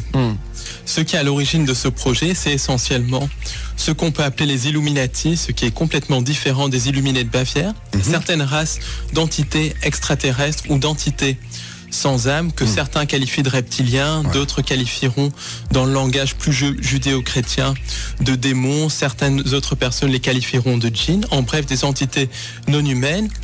Et il y a également certaines sociétés secrètes qui sont utilisées par les Illuminati, utilisées par les entités non humaines pour mettre en place ce projet. Est-ce qu'il a des chances d'aboutir véritablement ce projet ? Ou est-ce qu'on est vraiment dans une utopie? Parce que arriver à un moment donné, se dire bon, je vais manipuler le monde entier, on peut le faire avec des gens qui sont pas quand un QI, tu vois, proche d'une huître. Mais à un moment donné, quand on réfléchit un petit peu, bon, on se dit quand même, il faut pas nous prendre pour des cons, non? La manipulation a lieu tous les jours, à tout moment. Par exemple, moi, je fréquente beaucoup de gens dans le mouvement New Age, des gens dits éveillés, et je suis surpris de voir le nombre de personnes qui se laissent manipuler par des imbécilités, comme par exemple la mascarade de la démocratie, la mascarade de la politique. Beaucoup de gens dans le milieu New Age disent je vote parce que je dois voter, parce que des gens sont morts pour ça. Ils vont voter pour des candidats qui représentent qui sont très souvent deux faces d'une même pièce. On voit aussi beaucoup de gens qui sont dans soi-disant réveillés, mais qui sont dans cette optique de l'arrivée d'un sauveur externe et tout ça. Donc la manipulation fonctionne très bien. Un exemple de manipulation, c'est la manipulation du 11 septembre. Il faut savoir que on avait fait un sujet le 11 septembre dernier, très belle émission dessus, à 2 heures, c'était magnifique. Il faut savoir par exemple que lors du 11 septembre, beaucoup d'Américains disaient que Bush ne faisait pas assez pour les protéger. Et à la fin, donc comme dans les années 2006, 2007, 2008, à la fin de l'administration Bush, il y avait un tiers des Américains, je dis bien un tiers des Américains, qui pensaient que Bush ne faisait pas assez pour les protéger, alors que George Bush a supprimé les libertés publiques des Américains, a lancé des guerres de conquête sur un mensonge. Donc il faut voir un peu comment on peut manipuler facilement les gens. On a toujours la sensation, Paul, que tout ça vient des États-Unis. Est-ce que c'est vrai qu'au départ, la genèse, elle est américaine ou pas? Pas du tout, pas du tout. La genèse de tous ces projets, alors si on remonte à très loin dans le temps, à l'époque sumérienne, égyptienne, babylonienne, à l'époque des civilisations anciennes, la genèse, c'est essentiellement la civilisation de Sumer, la civilisation égyptienne, donc qui est en fait civilisation de Sumer qui allait jusqu'au Caucase, jusqu'en Iran, la civilisation égyptienne, mais il y a aussi un rôle très important de la Chine, du nord de l'Inde, de certaines régions du Tibet. Donc c'est une genèse qui est... Et donc quand je vous écoute, ça veut dire ça remonte à très loin. C'est une manipulation de l'humanité qui remonte à 6, 7, 10 000 ans et même à des temps bien antérieurs, à l'époque du déluge. Donc il y a à peu près 12 000 ans et encore... Mais déjà, Paul, moi j'ai l'impression quand même qu'aujourd'hui, les religions, elles manipulent déjà tout le monde. C'est-à-dire que... j'en viens justement. De nos jours, en fait, le point principal de la manipulation, c'est l'Europe. Alors je dirais qu'il y a plusieurs lieux de manipulation. Le lieu de manipulation numéro 1, c'est la Cité de Londres qui manipule la finance.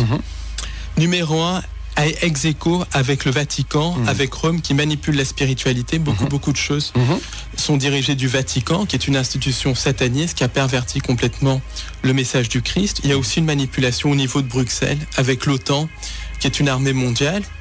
au niveau aussi de l'Allemagne, parce que les réseaux nazis sont extrêmement importants dans ce qu'on peut appeler le nouvel ordre mondial, et au niveau de la ville de Paris, la ville lumière, qui est une des capitales philosophiques du nouvel ordre mondial. Donc c'est au niveau de l'Europe qu'a lieu l'essentiel de la manipulation, et au niveau de l'Asie.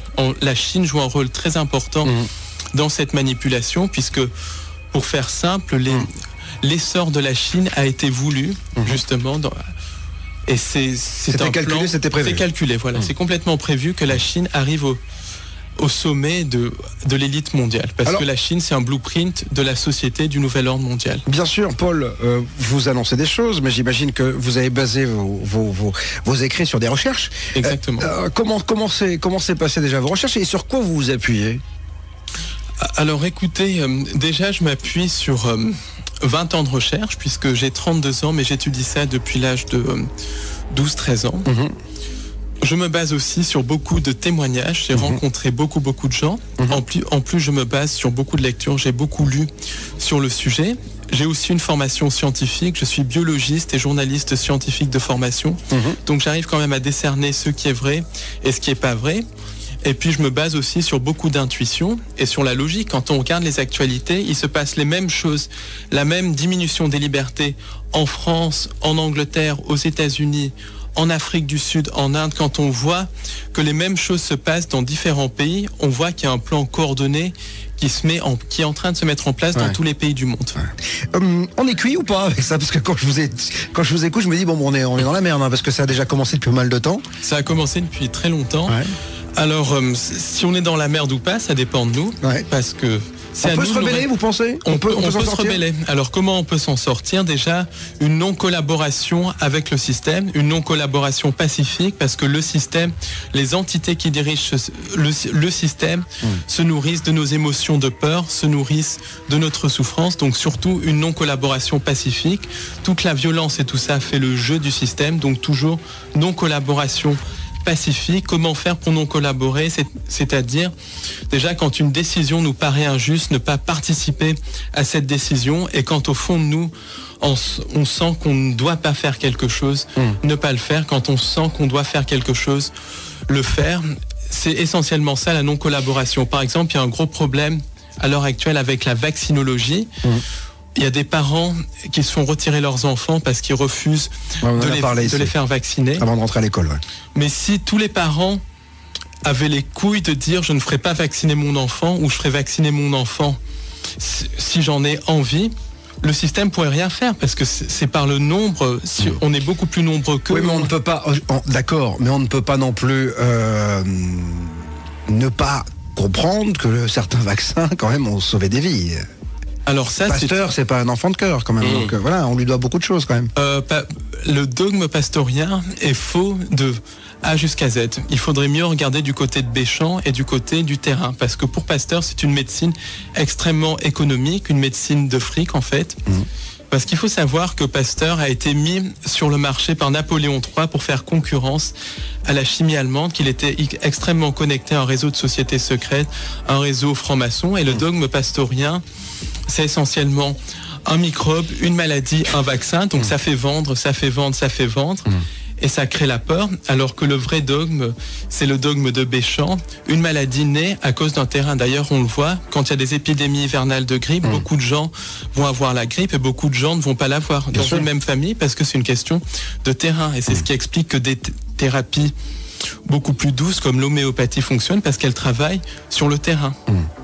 Qui est derrière la conspiration médicale ou la conspiration en général? En général. Alors, qui est derrière? C'est essentiellement des entités sans âme que certains qualifient de reptiliens, que d'autres qualifient de démons, d'autres encore peuvent qualifier de djinns. Ça, c'est en fonction du langage, de la religion, de la croyance. Mais c'est essentiellement des entités interdimensionnelles qui n'ont pas d'étincelle divine, des sortes de formes d'intelligence artificielle qui nous manipulent par la peur. Mais alors, attendez, je reprends... J'essaie de comprendre, Paul. Donc, vous me dites qu'aujourd'hui, le projet Bluebeam est donc dirigé par des entités. Mais d'où elles viennent, ces entités? C'est quoi, extraterrestres, pas extraterrestres? Elles sont où dans l'univers? C'est des entités qu'on peut qualifier d'extraterrestres parce qu'elles ne sont pas humaines, mais qui essentiellement vivent dans les interunivers. Les interunivers, c'est quoi? C'est des espèces d'espaces qui sont situés à une autre fréquence que la réalité physique, qui ont d'ailleurs été documentées par une physicienne italienne, Giuliana Conforto, dont je vous recommande le livre L'univers organique. Elle a découvert ces univers parallèles, si vous voulez, par l'intermédiaire de photons, de recherches sur la lumière et tout ça. Et ces univers parallèles, il y a des univers qu'on peut appeler positifs et des univers négatifs qui sont incompatibles avec l'existence d'une vie organique, avec l'existence d'une étincelle divine. Et c'est de là d'où viennent ces entités sans âme, ces entités reptiliennes qu'on peut qualifier de démons dans le langage judéo-chrétien. Alors on parlera justement des différentes dimensions demain, puisqu'on ouvrira le dossier avec James Carvaljan, si je ne m'abuse. Alors si je peux rajouter un mot sur ces entités, il y a beaucoup de programmes américains qui ont mené des expériences de voyage dans le temps dans les années 40, 50, 60, 70, 80, qui ensuite sont passés de la clandestinité à la clandestinité encore plus grande à partir de 1983. C'est notamment l'expérience de Philadelphie, le programme Montauk. C'est quoi l'expérience de Philadelphie? C'est-à-dire quand vous êtes en train de me dire que, en fait, on a réussi à voyager dans le temps et qu'on ne le sait pas. Il y a un voyage dans le temps qui est pratiqué de manière régulière par le sommet du complexe militaro-industriel, mais il y a aussi le voyage dans d'autres dimensions. Et en fait, l'expérience de Philadelphie, en 1943, ça n'avait pas été un navire qui a été transporté dans le temps, ça a été un navire qui a été transporté dans une dimension parallèle, dans la dimension des interunivers. Et les marins qui ont survécu dans ce navire, l'USS Eldridge, ont décrit des expériences absolument terribles menées par des entités qui ressemblaient à des insectes, avec des faces d'insectes et avec aussi un aspect entre reptilien et insectes. Et ces expériences terribles, c'était des expériences de type médical. Et la dimension où ces marins sont retrouvés était une dimension sans vie, complètement triste, avec un espèce de ciel rougeâtre, extrêmement froide, qu'on peut assimiler à l'enfer de la Bible, au purgatoire de la Bible. Et les marins ont passé plusieurs mois dans cette dimension, alors que sur Terre, à peu près 10 ou 15 secondes s'étaient écoulées. Donc ça, c'est un des premiers témoignages qui décrit les interunivers. Il y a des gens aussi qui ont été victimes de NDE, qui ont décrit les interunivers, comme le docteur Eben Alexander, qui a sorti un livre en anglais, Proof of Near Death, qui sort d'ailleurs en français aux éditions Guitry Daniel, et il décrit ces interunivers, ces dimensions extrêmement froides, beaucoup de gens qui meurent dans un état de vibration basse, après des suicides et qui sont ranimés, décrivent ces interunivers. On va dans un instant, on va marquer une pause, parce qu'il faut gagner notre vie, vous le savez bien. On va revenir bien sûr sur toutes ces dimensions, etc. Je vous poserai cette question, pourquoi, puisque certaines personnes comme vous, qui sont initiées, ne le disent pas plus, en tout cas n'ont pas plus accès aux médias. Est-ce qu'on vous boycotte? Est-ce qu'on vous censure? Est-ce que le dogme scientifique, le dogme en général, vous empêche de parler? On verra cela dans un instant. Et alors dans un instant, enfin du côté de 22h, nous parlerons des entités, de la matérialisation de ces entités et de l'incorporation par les médiums de ces entités.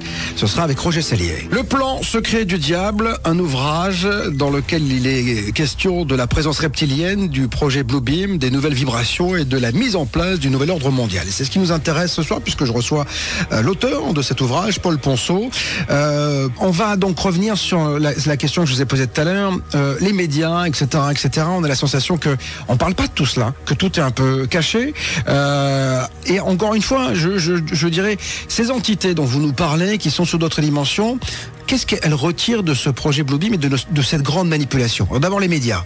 Alors les médias, de toute façon, sont complètement inféodés complètement inféodé à ce qu'on appelle les Illuminati, à ce réseau de sociétés secrètes. Par exemple, il n'y a jamais de petites annonces pour être présentateur aux 20h. Quand on est présentateur, c'est qu'on fait partie de certaines sociétés secrètes, qu'on s'est dans 99% des cas incliné devant le système, qu'on s'est incliné aussi devant le réseau de sociétés secrètes.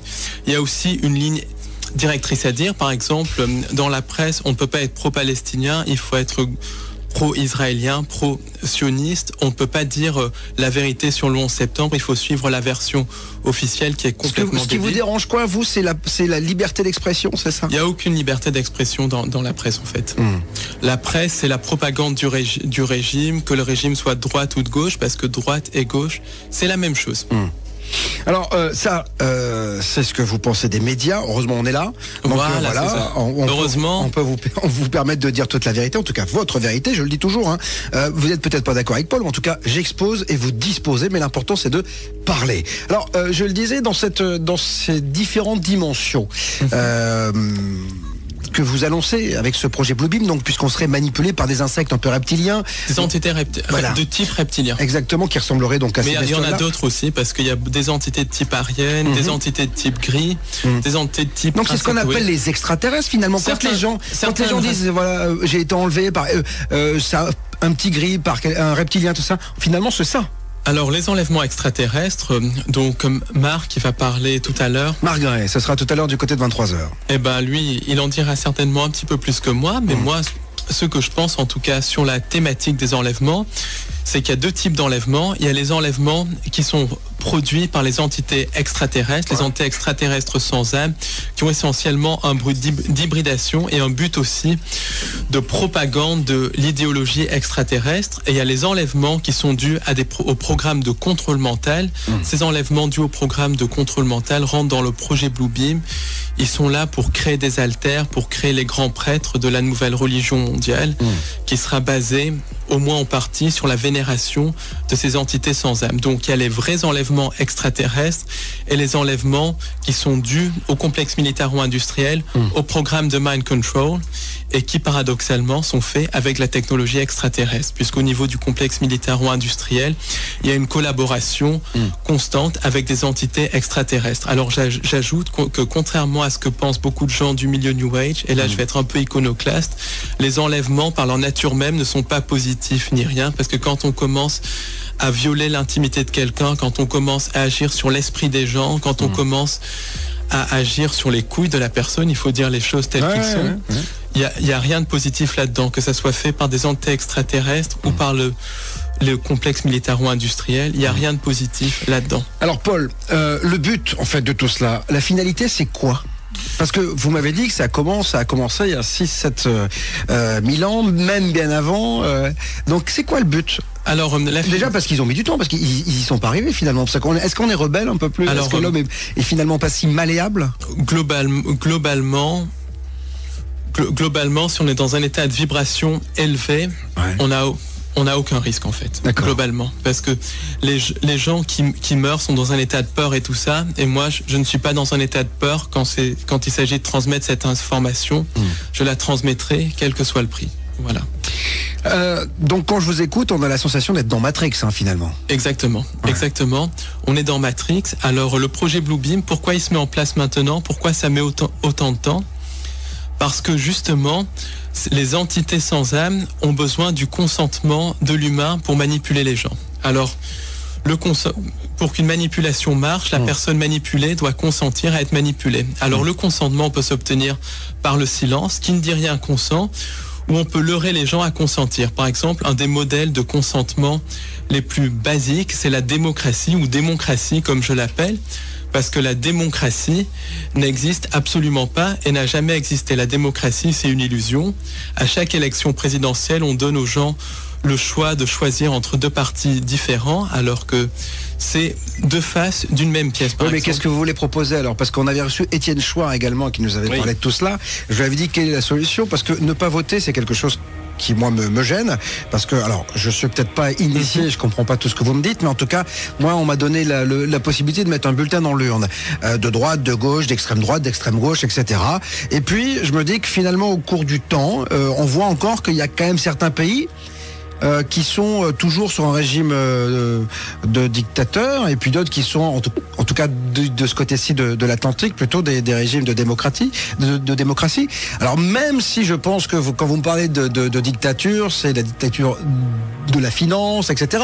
C'est ce que vous avez. Mais on est quand même vachement plus libre qu'au Mali, par exemple, où on voyait que, vous voyez, on est quand même. Encore qu'au Mali, il y a un génocide qui est en train d'avoir lieu, une guerre coloniale qui est en train d'avoir lieu, parce que quand un régime est à bout de souffle, quand un régime veut détourner l'attention des choses, il envoie les troupes pour des guerres coloniales. C'est arrivé dans les années 70. Vous êtes en train de me dire qu'en fait c'est pour un leurre, en fait, c'est ça? Exactement, pour gommer la politique de François Hollande, c'est ça? Alors Alors, la guerre du Mali, donc justement, on peut en parler. Ça. Pas trop, parce qu'on va surtout revenir sur le projet Bluebeam, mais non, mais allez-y vite fait. Oui, la guerre au Mali, donc, elle peut s'interpréter à plusieurs niveaux. En premier lieu, donc, c'est un espèce de leurre pour créer une guerre, pour détourner les gens de toute l'austérité économique qui est en train de se mettre en place. Bon, on peut élaborer là-dessus. En second lieu, c'est une guerre pour s'emparer des richesses du Mali. C'est un pays qui est extrêmement riche en pétrole, en hydrocarbures, en minerais. Oui, mais il y a quand même une base au départ. On est là quand même pour les aider. On peut pas laisser faire les exactions, tout ce qui se passe quand même en Mali. Mais les gens qui sont derrière les exactions sont financés par la CIA. Les groupes comme AQMI et tout ça sont liés à Al-Qaïda. Al-Qaïda, qui est une création de la CIA, qui a été créée par la CIA dans les années 80 pour lutter contre les soviétiques en Afghanistan et qui utilisaient tantôt comme le gentil, tantôt comme le méchant. Mais alors pourquoi vous me dites, parce que c'est vrai que moi depuis que je suis tout gauche, j'ai toujours entendu dire que la CIA était derrière tout. Et pourquoi aujourd'hui on laisse faire encore ? Aujourd'hui on laisse faire. Tout le monde le sait, pourquoi on laisse faire ? Le problème, c'est que ce n'est pas la CIA qui est derrière les choses. La CIA, c'est le bras armé, l'Amérique, c'est le bras armé, mais ce qui est derrière, c'est des sociétés secrètes européennes. Et les gens le savent, mais ils ne disent rien. Et donc, quand les gens ne disent rien, ils consentent. Parce que les gens sont trop occupés par la bière qui est offrée, par leur match de foot, par leur quotidien, par aller s'envoyer en l'air les week-ends. Mais dites-moi, vous devez être super malheureux finalement, vous. Pas du tout. Ah bon ? Parce que quand vous faites le constat, j'ai l'impression qu'on est dans la merde, que finalement on est totalement manipulé. Et je me dis, comment vous arrivez-vous à avoir votre petite lumière de bonheur ? Alors ma petite lumière de bonheur, c'est par mes proches, d'ailleurs, qui est ici. Ma petite lumière de bonheur aussi, c'est par cette recherche, en transmettant cette information aux gens, en leur disant comment se libérer. Et puis en ayant compris qu'il y a autre chose que ce monde de merde, et en ayant compris notre véritable nature, qui est une nature divine, et en essayant de comprendre les règles du jeu. Et les règles du jeu, c'est justement de comprendre qu'on est dans une matrice, qu'on est prisonnier de ce système, de cette lumière artificielle qu'on peut appeler lumière luciférienne, qu'on peut appeler la matrice, qu'on peut appeler l'égrégore. Et le but du jeu, c'est de sortir de ça. La matrice, nous sommes en plein dedans. Des entités seraient là derrière ce projet Bluebeam.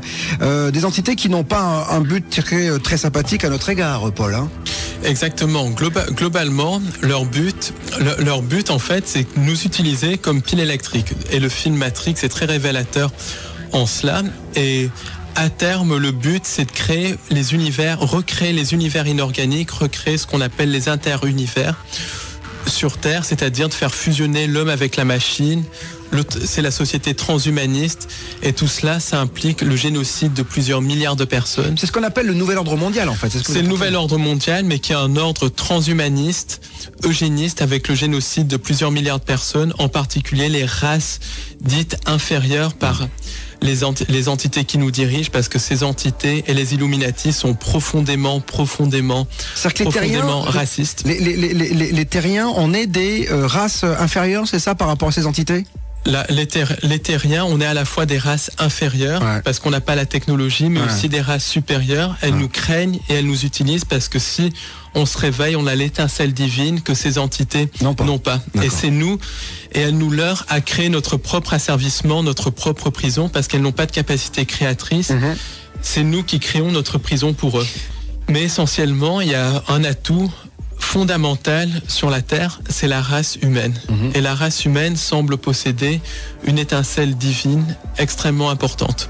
Et en plus, il y a toute cette diversité de vie sur Terre qui, d'après ce que disent certains contactés extraterrestres, ne se retrouve pas ailleurs dans l'univers. Donc il y a plein de raisons à ça. Alors, maintenant, j'ai envie de savoir comment ça va se passer, en tout cas là dans les années qui viennent, comment ça se passe, quel est le process, quoi. Alors le process, déjà, c'est notre choix, où on retrouve notre vraie nature avec l'aide des nouvelles vibrations qui sont en train d'arriver, sur lesquelles je reparlerai un petit peu plus tard. On sort de la matrice et on retrouve notre vraie nature, notre nature divine qu'on n'aurait jamais dû perdre. Ou bien c'est quoi cette nature divine qu'on a perdue ? Cette nature divine, c'est essentiellement la nature de créateur infini. On est capable de créer notre réalité. On est possibilité infinie.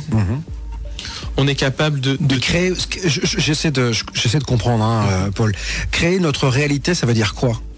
On est des êtres créateurs. À un moment donné, avant qu'il y eut cette arrivée d'entités extraterrestres sans âme, on pouvait littéralement créer par la pensée. On le peut toujours, mais c'est beaucoup plus voilé et tout ça. D'accord. On est des êtres créateurs, on est capable de tout et surtout on a notre connexion divine, on est possibilité infinie. On va parler de l'ADN dans un instant parce que je crois qu'il y a un programme à l'intérieur de notre ADN. Restez donc avec nous, c'est passionnant, le projet Bluebeam, le Bluebeam Project, si vous parlez bilingue comme moi. Je parle bilingue. Je parle bilingue, moi, monsieur. C'est comme ça, c'est Ado, mon nom est Bob et je vous dis toute la vérité. Ça réagit énormément, mon Elliot. Il y a beaucoup de questions pour savoir de quoi se nourrissent les entités sans âme. Alors, ces entités derrière le nouvel ordre mondial, globalement, se nourrissent de deux choses. Alors, elles se nourrissent de sang humain par l'intermédiaire des Illuminati, en possédant les Illuminati, et surtout de nos peurs, de toutes nos émotions liées à la peur.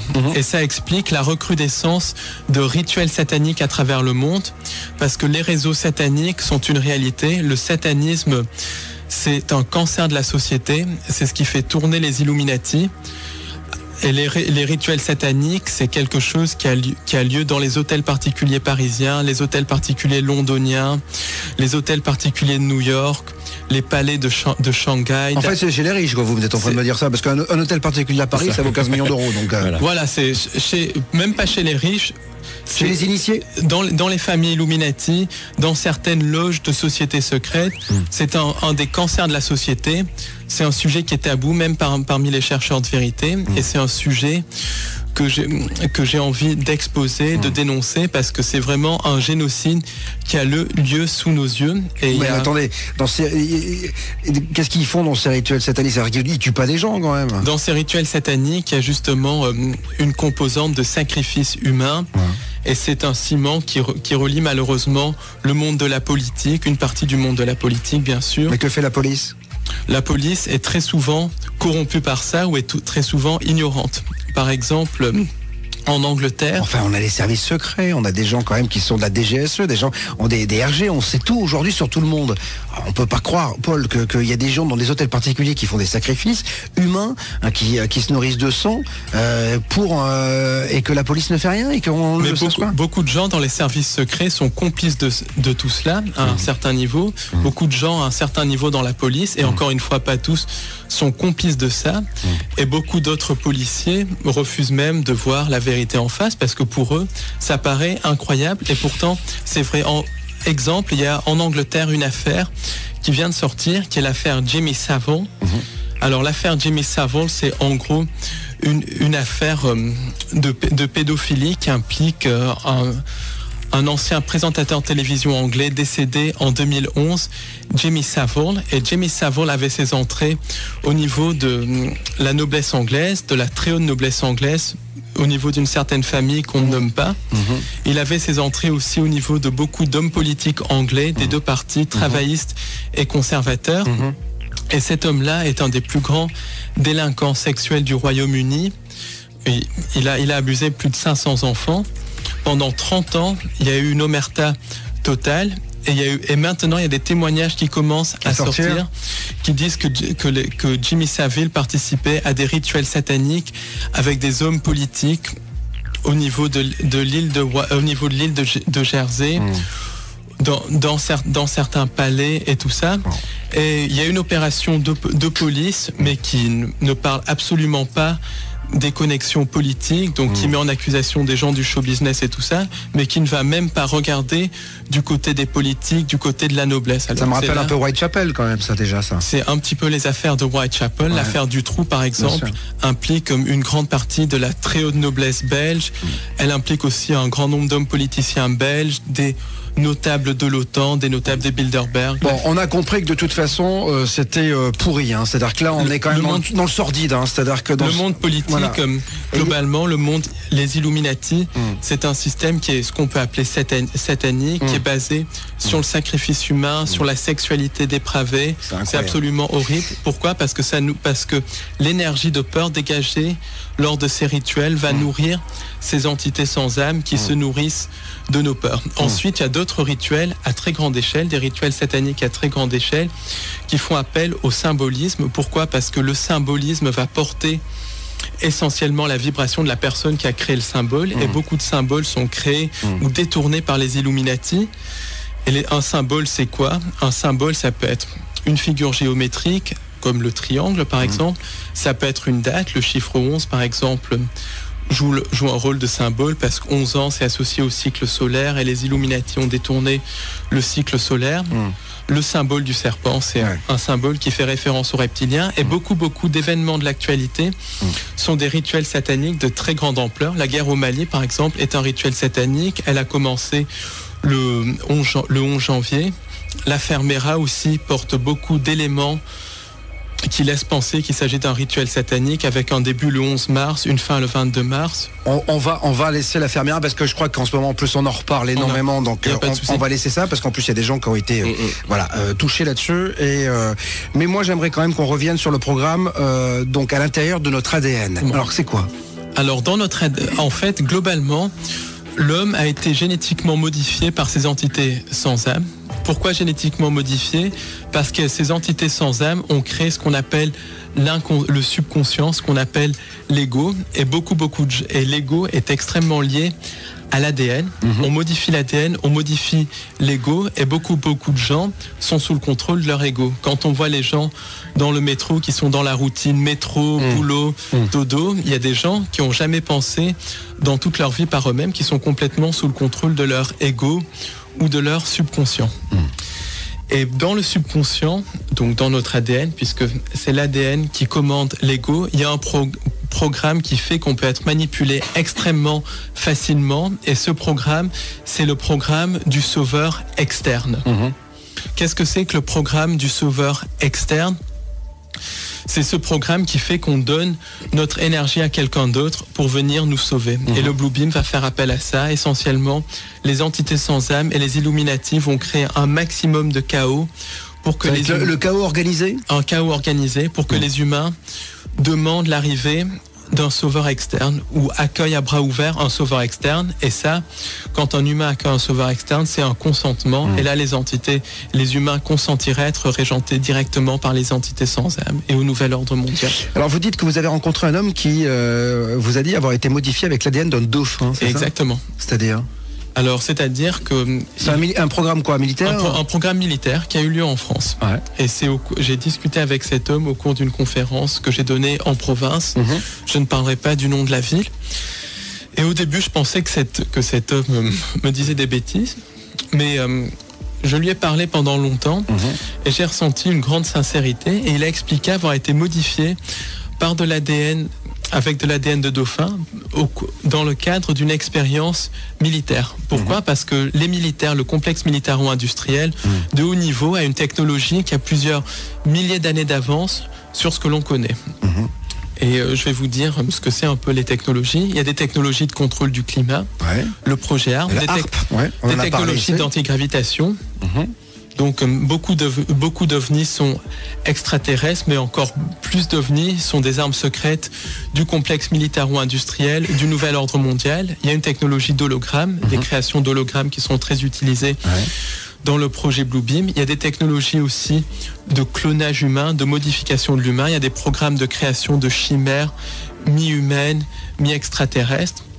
Il y a aussi des programmes de voyage dans le temps, et il y a des programmes de création d'armes à énergie dirigée, par exemple, pour en venir au 11 septembre, qui est d'ailleurs aussi un rituel satanique d'extraction d'énergie, qui fait appel à beaucoup de symbolisme de la magie crowleyenne, Aleister Crowley, dont la magie est extrêmement utilisée par les Illuminati. Le 11 septembre, ça va bien au-delà de ces histoires de termites et tout ça.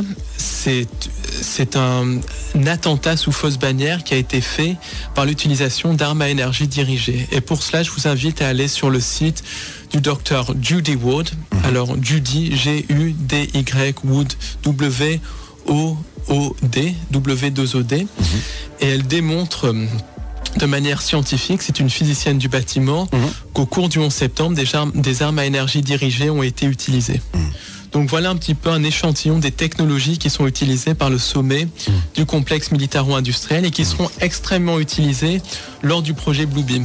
Projet Blue Beam qui a beaucoup de niveaux, ça va extrêmement loin, qui fait appel à la fois à un faux messie, à la fois à une fausse invasion extraterrestre. Parce que vous dites à un moment donné aussi qu'il va y avoir la mise en place d'une religion universelle. Exactement. Ouais. C'est-à-dire qu'en fait, tous nos dogmes religieux vont tomber, là. Tous les dogmes religieux vont tomber. Mais Paul, moi, la question que j'ai envie de vous poser, pourquoi tout le temps Satan? Pourquoi c'est toujours aussi sombre que ça? Pourquoi c'est si sombre que ça? Moi, je suis là, vous voyez, ça fait 50 minutes qu'on discute. Ça commence à faire peur. Je me dis, mais qu'est-ce qui va se passer? C'est-à-dire que, mais on peut, parce que vous me disiez tout à l'heure, l'homme va se réveiller. En tout cas, on peut s'en sortir. On peut complètement. Voilà, mais combien de temps ça va prendre déjà? On peut s'en sortir extrêmement rapidement.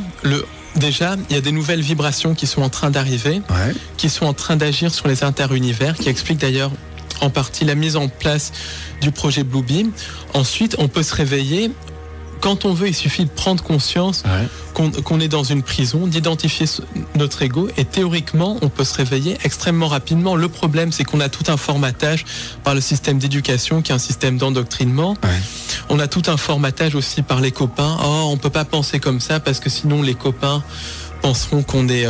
Justement, ils disent quoi, vos amis, quand vous leur parlez de tout cela? Alors qu'ils sont pas dans la librairie, hein. Ceux qui sont à l'extérieur. Vous en avez des amis qui sont à l'extérieur de ce groupe-là? J'en ai quelques-uns, mais j'évite d'en parler avec eux parce qu'il y a beaucoup de gens, malheureusement, c'est des murs de briques. On peut pas leur parler. C'est ce que je dis, cette émission ne peut pas être mise entre toutes les oreilles. C'est exactement. Voilà. Alors, on essaye, mais c'est très difficile. Il y a aussi... Je peux vous renvoyer en fait le boomerang, vous pouvez le reprendre dans la tête en fait. Il y a peut-être des gens qui disent oui, mais ces propos, c'est justement lui, le nouvel ordre mondial, qui fait passer toutes ces idées. Vous voyez ce que je veux dire? C'est-à-dire que vous avez une théorie, vous avez là pour le coup tout est vachement réfléchi. Qui ne dit pas que c'est vous finalement qui êtes derrière tout ça? Parce que vous comprenez que je peux vous poser cette question. Oui, bien sûr, bien sûr. En fait, il faut parler de ça parce qu'il faut être complètement au courant de ce qui va se passer. Je donne un exemple. Si on est en train de prendre un pique-nique au milieu d'une voie de chemin de fer parce que tout est beau, tout est magnifique et tout, si on n'est pas conscient que des trains peuvent arriver, on finit par se faire écraser. Donc la première chose pour se sortir de ça, c'est informer les gens, de savoir à quoi on a affaire. Et ensuite, c'est de proposer les solutions. Et les solutions sont extrêmement nombreuses parce qu'on a des aides, je dis bien des aides angéliques, on a aussi beaucoup de solutions au fond de nous-mêmes en fait. Alors vous me disiez aussi, lorsqu'on a préparé l'émission, que les Illuminati ont des technologies qui ont des dizaines d'années d'avance. Ils peuvent donc nous envoyer, puisqu'ils nous envoient des choses plutôt pas mal des fois à des quidam, en disant, comme vous et moi, ils envoient des technologies ou des choses comme ça. En tout cas, des gens qui sont... vous me parliez tout à l'heure de ce monsieur là qui faisait en banlieue parisienne de l'énergie propre, etc. Mais ils peuvent balancer aussi des infos qui sont pourries. Alors justement, beaucoup de textes de channeling, par exemple, donc beaucoup de textes de channeling sont issus du projet ARP, sont issus du bas astral, sont issus même de manipulation mentale, de déclenchement de programmes de contrôle mental.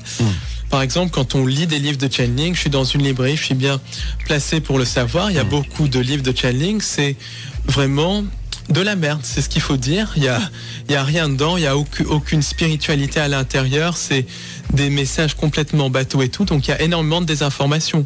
L'ufologie par exemple, il y a beaucoup de désinformation qui est balancée dans l'ufologie. Beaucoup de groupes ufologiques sont d'ailleurs tenus par certaines sociétés secrètes, par certains services secrets et propagent justement la propagande du nouvel ordre mondial. La propagande du nouvel ordre mondial, c'est cette fameuse fausse invasion extraterrestre, alors que l'invasion extraterrestre a déjà eu lieu depuis très longtemps. Et il y a aussi l'autre extrême, c'est des sauveurs extraterrestres, pour qu'on délègue notre pouvoir à quelqu'un d'autre, alors que le pouvoir est en nous, ce qui n'exclut pas des aides, parce qu'il y a des aides angéliques, il y a des aides extraterrestres, mais c'est pas des sauveurs. Même moi, j'ai vécu beaucoup d'épreuves il y a 2 ou 3 ans, et pour en arriver où j'en suis, il faut une aide extérieure, parce que je n'aurais pas eu la force de continuer. Mais l'aide, ça ne veut pas dire sauveur. Aide-toi et le ciel t'aidera, dit la Bible.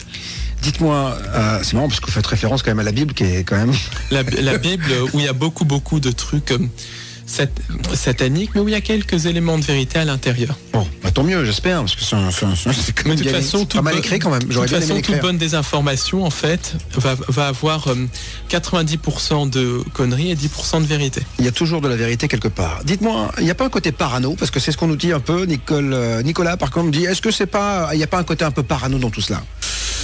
Écoutez, vous comprenez qu'on puisse vous dire ça. Écoutez, on peut retourner l'argument. Qui est le plus paranoïaque, les gens qui pensent qu'il y a des mauvais musulmans qui vont planter des bombes de partout, ou les gens qui s'intéressent au nouvel ordre mondial, qui veulent savoir ce qu'il y a derrière les choses. On rappelle quand même que on dit toujours encore, je le dis toujours, les terroristes, c'est une infime